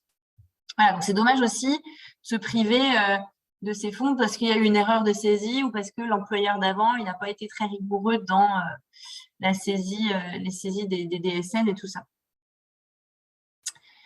Alors, sur le fonctionnement du CPF, comment ça marche? Avant, on était sur des heures. Aujourd'hui, on est sur des euros depuis le 1er janvier 2019. Et les heures seront revalorisées tous les 3 ans, c'est ce qui est dit. Aujourd'hui, 1 heure égale 15 €. La règle générale, pour la majorité des personnes, c'est que ce CPF, il est automatiquement abondé de 500 € par an si vous avez un temps supérieur ou égal à 50% d'un temps plein, si vous êtes salarié d'une entreprise. Donc, tous les ans, j'ai 500 € qui s'ajoutent sur mon CPF. Par contre, au bout de 10 ans, si je n'ai pas touché à ce CPF, je vais arriver à 5 000 € et là, ce sera plafonné. Ça veut dire que j'aurai plus les 500 € les années prochaines qui vont revenir sur ce compte, sur ce portefeuille virtuel. Pourquoi? Tout simplement parce que si on nous donne cet argent sur un portefeuille virtuel comme celui-ci dédié à la formation, c'est bel et bien pour qu'on se forme. Donc, ça ne sert à rien de l'imaginer comme une épargne. Parce que derrière, quand vous partez à la retraite, par exemple, vous ne récupérez pas ces 5 000 € en liquide. C'est ça qu'il faut faire comprendre aussi à vos salariés. C'est vraiment de l'argent virtuel qui est pris sur les fonds communs de la formation. Donc, quand vous partez à la retraite que vous n'avez pas utilisé votre CPF, ça repart dans le pot commun, quelque part. Donc, c'est vraiment intéressant de le mobiliser régulièrement. Et puis, d'autre part, point très important, lorsque vous ouvrez votre compte, vous avez des petites coches que vous devez justement cocher. Si vous avez un niveau de formation inférieur au CAP-BEP ou si vous êtes une personne en situation de handicap. C'est assez discret. Si vous ne la cochez pas, vous aurez les 500 €, la règle générale. Par contre, si vous la cochez, ce n'est pas 500 € que vous aurez tous les ans, c'est 800 €. Donc ça, c'est très intéressant aussi, exprimé à vos salariés. Donc, avec le même système de plafonnement au bout de 10 ans, etc. Voilà les types de projets de formation que vous pouvez financer avec votre CPF. Alors, je ne vais pas passer en revue parce que là, je cours un peu après le temps, mais simplement se rappeler que le permis de conduire peut être financé par le CPF. Ça, c'est intéressant pour des gens qui se disent c'est cher, je ne mets pas ça en priorité. En fait, ton CPF peut te payer ton permis de conduire, c'est quand même une sacrée chance. Parce que des fois, ça peut tout changer au niveau employabilité d'avoir son permis. Voilà. Et puis, finalement, pour terminer sur ces dispositifs, il y a aussi une obligation d'informer sur la validation des acquis de l'expérience. Alors, c'est beaucoup plus à la marge dans les projets évoqués par les salariés. Il faut quand même qu'ils sachent que ça existe parce que ça permet encore une fois de concourir à l'employabilité des personnes, d'aller transformer une expérience en une certification, un diplôme, etc. Ça peut être intéressant dans l'état actuel du marché en France où on est quand même très sensible au diplôme, par exemple. Donc, vous avez ici le petit chemin. C'est très long, c'est très engageant. Donc, ça, il faut aussi que les personnes en soient conscientes. Vous avez aussi la possibilité de faire de la VAE collective, c'est-à-dire pour plusieurs personnes dans votre entreprise, de monter avec le CRPF une démarche de VAE collective où, certes, individuellement, chaque personne va remplir son dossier, monter son dossier, etc. Mais par contre, il y aura peut-être une dynamique autre et ce sera même une vraie politique RH de l'entreprise d'aller certifier plusieurs personnes de l'entreprise. Voilà pour ce dernier dispositif. Est-ce que vous avez des questions par rapport à tous ces dispositifs qu'on a pu voir?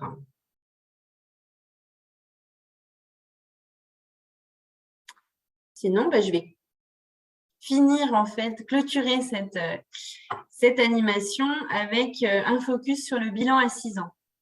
On n'a pas de questions dans le chat, donc je vous laisse continuer. Ouais. Non, mais tu peux me tutoyer, Marie-Ange. Voilà. Ça marche, merci. Alors, petit rappel. Encore une fois, pourquoi ils nous ont encore pondu ce bilan à faire en plus du 3e entretien pro? Déjà, ne pas s'en faire une montagne, c'est juste un petit papier à remplir. Ce n'est pas un autre entretien à faire en plus du 3e entretien pro. Hein. Ça, que ce soit bien clair. C'est surtout le document, en fait, qui est le bilan à 6 ans. Pourquoi? Encore une fois, pour réaffirmer quand même cette responsabilité de l'employeur, cette obligation de former. Voilà. Cette obligation de former avec pour but l'évolution professionnelle du salarié. On ne s'est pas formé pour former. Voilà. Donc, ici à gauche, vous voyez le rappel du texte de loi qui parle de cette obligation de maintenir la capacité d'un salarié à occuper un emploi. Et à droite, je voulais vous faire part d'un quête de jurisprudence en 2018 qui est intéressant. Alors, juste déjà, pardon, avant de passer sur cette jurisprudence qui va au-delà de l'obligation de former, mais qui va au-delà vers la formation qui sert l'évolution professionnelle. Hein, donc c'est au-delà de ce qui peut être écrit dans le texte de loi. Si on a des salariés qui décident de nous mettre en cause, notamment au prud'homme, parce qu'ils estiment que c'est votre faute s'ils n'ont pas pu évoluer professionnellement, que ça leur a coûté, même en employabilité, eh bien, la jurisprudence peut aller dans leur sens. Et, hein, il y a des cas concrets.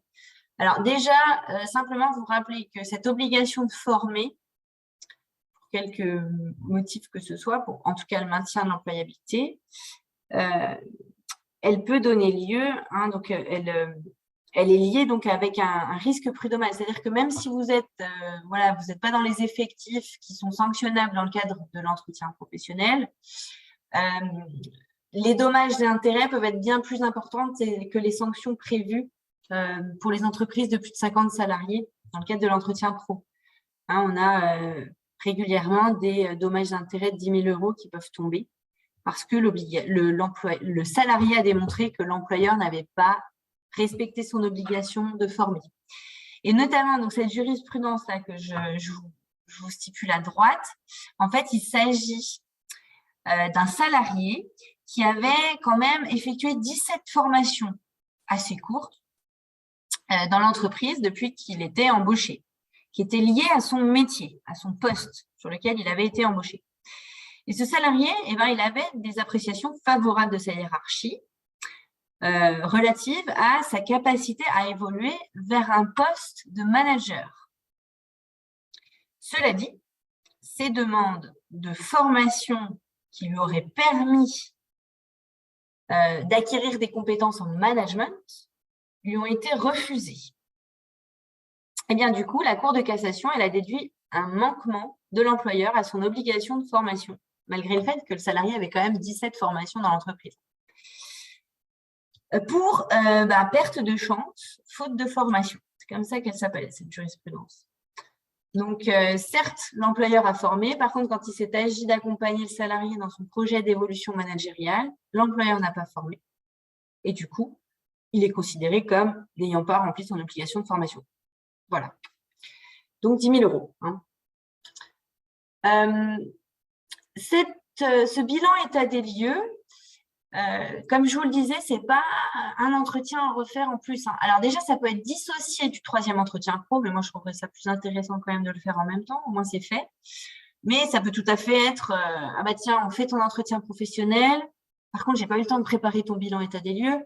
Je te le remettrai la semaine prochaine en main propre. Et voilà, on en échangera 10 minutes. Voilà, c'est de cet ordre-là. Hein. Il s'agit juste de retracer en fait certains faits marquants qui démontrent que vous avez, en tant qu'employeur, finalement, rempli votre obligation de former dans le but de concourir à l'évolution professionnelle de votre salarié. Voilà. Donc, au bout de 6 ans, vous avez votre 3e entretien professionnel avec l'écrit de l'entretien professionnel, plus un document au titre de l'état des lieux récapitulatif du parcours professionnel du salarié ces 6 dernières années. Il y a un document type? Oui, je vais vous le montrer juste après. Alors déjà, ce qu'il faut, c'est surtout qu'est-ce qu'il y a dans ce bilan, qui est d'abord intéressant de savoir. Et ça a évolué en fait. En 2014, il était déjà question de ce bilan. Et c'était une vraie usine à gaz, c'était très exigeant. On disait, au bout de 6 ans, ce document, il doit démontrer que le salarié a bien eu ses 3 entretiens professionnels et qu'il a il coche au moins 2 des 3 critères suivants. Il a suivi une action de formation, il a acquis des éléments de certification par la formation ou la VAE, et il a bénéficié d'une progression salariale ou professionnelle. Donc ça, c'est la première mouture de ce bilan à 6 ans. La loi à venir est venue simplifier ça. Depuis 2018, on dit que ce bilan état des lieux doit démontrer toujours que le salarié a bien bénéficié de ses 3 entretiens professionnels. Ça, c'est la condition quand même sine qua non qui sera toujours là. Et simplement qu'il a bénéficié d'au moins une formation non obligatoire. Voilà, c'est tout. Alors, il y a eu une phase transitoire pour les premiers bilans à 6 ans qui disait, bon, comme on est revenu sur ce qu'on s'était dit au départ, du coup, vous n'avez pas forcément construit votre stratégie selon ce modèle-là. Donc, on accorde pour les premiers bilans à 6 ans qui vont se passer entre 2020 et 2021, soit l'option A, soit l'option B. Et ça, c'était à décider en fonction de chaque salarié. Sauf que là, depuis que c'est fini, ce cas des premiers bilans à 6 ans, c'est-à-dire que ça s'est terminé au 30 septembre 2021, eh bien, c'est uniquement cette option-là qui est envisageable. Donc, en gros, ce que ça veut dire, c'est que pour être en conformité dans vos bilans à 6 ans, vous devez démontrer que votre salarié a bien eu ses 3 entretiens professionnels et qu'il a bénéficié d'au moins une formation non obligatoire. Point. J'ai encore une question. Oui. Dites-moi. S'il n'y a pas eu les 3 entretiens? Eh bien, s'il n'y a pas eu les 3 entretiens, soit vous êtes une entreprise de plus de 50 salariés et auquel cas, vous devez aller abonder de vous-même le CPF de vos salariés concernés à hauteur de 3 000 €. Si vous êtes moins de 50, cette sanction ne s'applique pas. Par contre, vous encourez quand même ce risque prud'homal. Si vous avez des salariés qui sont bien informés et qui ont envie d'aller jusque-là. Voilà. D'accord. Alors, c'est quoi une formation obligatoire? En fait, la formation non obligatoire se définit en négatif d'une formation obligatoire. Et elle est définie par le Code du travail comme étant une action de formation qui conditionne l'exercice d'une activité ou d'une fonction en application d'une convention internationale ou de dispositions légales et réglementaires. Seules les actions rendues obligatoires par un texte de référence, tel que décrit donc ici, convention, etc., sont concernées. Les autres actions du plan qui sont imposées par l'employeur à son initiative ne sont pas concernées par ce caractère obligatoire. D'ailleurs, lors d'une intervention avec Uniformation, j'avais entendu que pour l'aide à domicile, finalement, ils n'avaient recensé aucune formation obligatoire. Donc, finalement, toutes les formations que vous proposez peuvent rentrer, du coup, dans ce cadre-là. Ça peut être, du coup, assez simple, entre guillemets, d'être en conformité dans ces bilans à 6 ans. Même les gestes de premier secours, enfin ce qu'on appelle l'APS-ASD, voilà. Ça, c'est à valider quand même avec votre conseiller OPCO. Je ne vais pas m'avancer là-dessus, parce que ça a peut-être évolué depuis l'année dernière. Mais en tout cas, voilà, ce que Nathalie Scholler avait pu partager, c'était qu'il n'en connaissait pas, sur cette branche-là en tout cas. C'est vrai qu'il n'y a pas on n'a pas de texte qui nous oblige à avoir une formation avant de pouvoir voilà. pouvoir devenir aide à domicile. C'est ça, exactement. Donc vraiment bien, si vous avez des doutes, rapprochez-vous de votre OPCO ou voilà, d'un juriste qui peut vous être proposé par des réseaux d'entreprises, des syndicats pro, etc.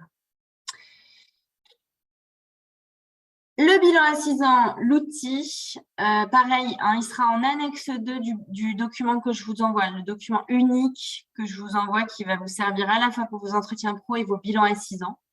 Alors, vous avez vu, finalement,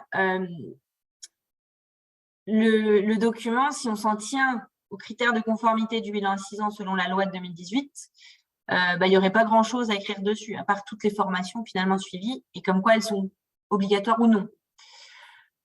Et les dates des 3 entretiens. Moi, je trouve que c'est quand même intéressant de garder les critères de bilan à 6 ans de 2014 dans en tout cas le document qu'on va produire. Parce que finalement, ça fait une sorte de bilan social pour son salarié. Enfin, c'est pas un bilan social, ça va au-delà de tout ça. C'est tout ce qu'on a pu mettre à disposition de son salarié en avantages sociaux, en différentes formes de rémunération, de formation, etc. Là, on est vraiment axé quand même développement des compétences, formation, certification, évolution pro. Mais du coup, ça peut être intéressant quand même de lui produire tous les ans tous les 6 ans, pardon, ce petit document où il voit en fait toutes les actions de formation qu'il a suivies. Est-ce qu'il a obtenu ou non, grâce à ces formations, des éléments de certification, grâce à de la VAE?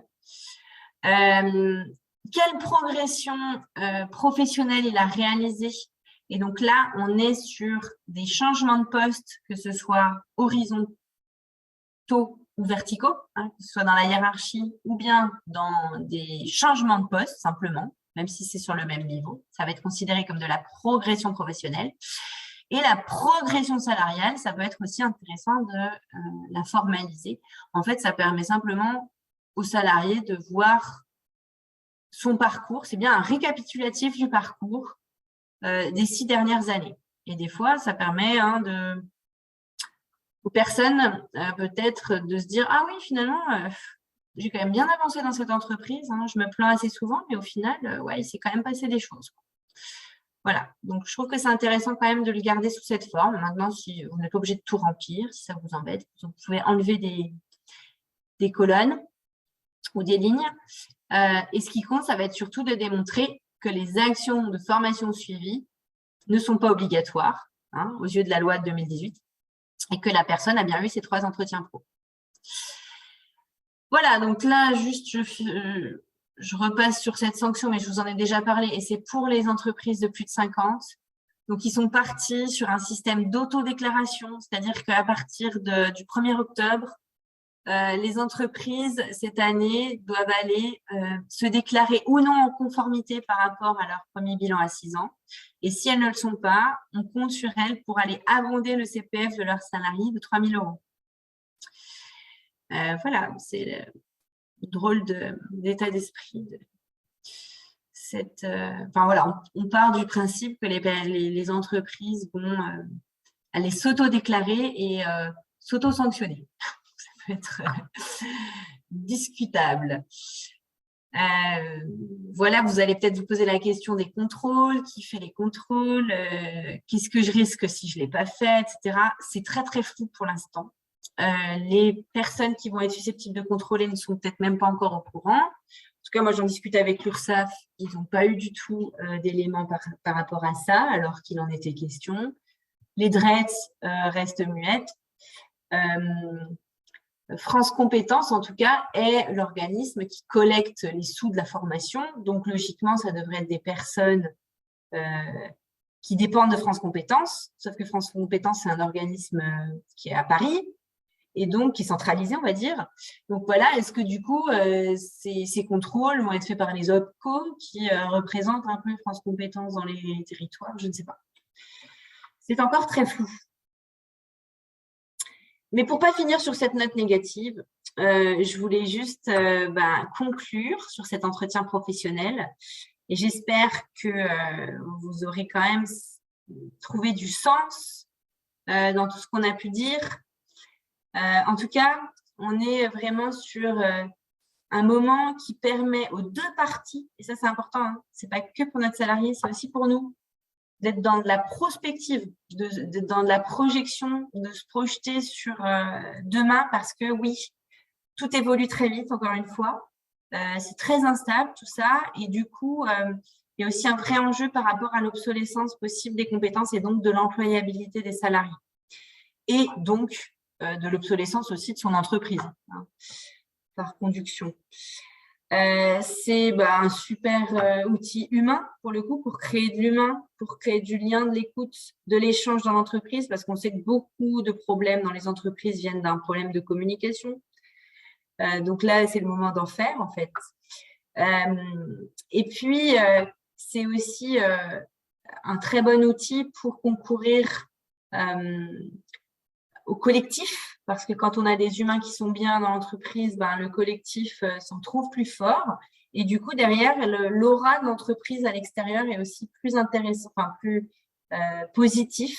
Et donc, ça permet d'aller peut-être attirer nos talents dont on a besoin demain. Voilà, donc j'en ai terminé.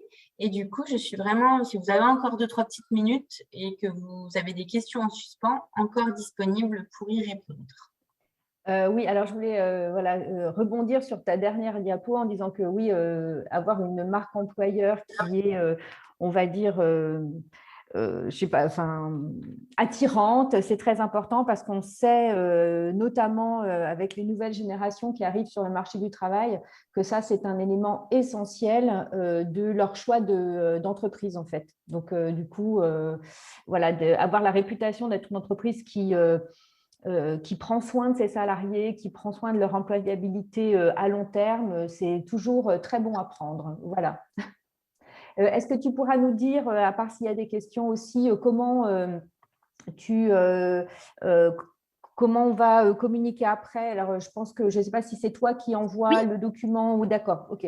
Eh bien, si je peux avoir les mails des participants, je ferai le petit mail. Comme ça, vous aurez en plus mes coordonnées parce que sachez que, en tout cas, sur ce sujet et sur d'autres également, si vous voulez qu'on en discute de façon individuelle, mais sur ce sujet-là, je peux aussi intervenir dans vos structures pour remettre tous les acteurs d'entretien pro, notamment les managers, au même niveau d'info, les sensibiliser, leur donner du sens, etc. Donc, ça, c'est aussi possible, une intervention dans vos structures pour plusieurs personnes en même temps. Voilà. Et alors, moi, j'enverrai aussi à tous et à toutes, puisque Monsieur Boudet, en fait, nous a quittés en cours de route. Il s'excuse d'ailleurs, mais il a un client qui est arrivé à ce moment-là et donc il n'a pas pu rester. J'enverrai aussi le lien vers la captation de notre échange que vous pourrez retrouver donc sur YouTube. Voilà, on va la mettre, nous, sur notre site, sur notre chaîne YouTube, La Fabrique Emploi et Territoire. Voilà. Est-ce qu'il y a des questions? Moi, je n'ai pas de questions, mais en tout cas, je voulais vous remercier pour toutes les informations que vous avez pu nous apporter. J'ai hâte d'avoir les outils pour arriver à les mettre un petit peu à ma sauce. Et en tout cas, ça m'a un peu rassurée. Je pense que je vais pouvoir appréhender les futurs entretiens un peu plus sereinement. Bon, très bien. C'est l'objectif. Merci à vous. Et voilà, je garderai vos coordonnées parce que j'aurai peut-être plus de questions par la suite. Ça marche. Il y a un SAV, donc n'hésitez pas. Très bien, merci beaucoup. Ok, eh bien, écoutez, si tout le monde est d'accord, alors j'ai beaucoup de merci dans le chat, Pauline Drure, Nathalie Oui. Guébard, etc. Donc voilà, je crois que tu as, Marlène, répondu à l'ensemble des questions qu'on se posait. Et on est dans les temps, il est 12h06. Et donc voilà, c'est parfait. Donc moi, je vous donne rendez-vous très bientôt par mail, tous les gens qui ont assisté, voilà, pour vous envoyer tous ces éléments. Et puis Marlène, de son côté, enverra aussi les siens. Merci beaucoup, Marlène. C'était vraiment très intéressant. Merci Marie-Ange et puis à bientôt. À bientôt. Au Bonne revoir. journée, au revoir.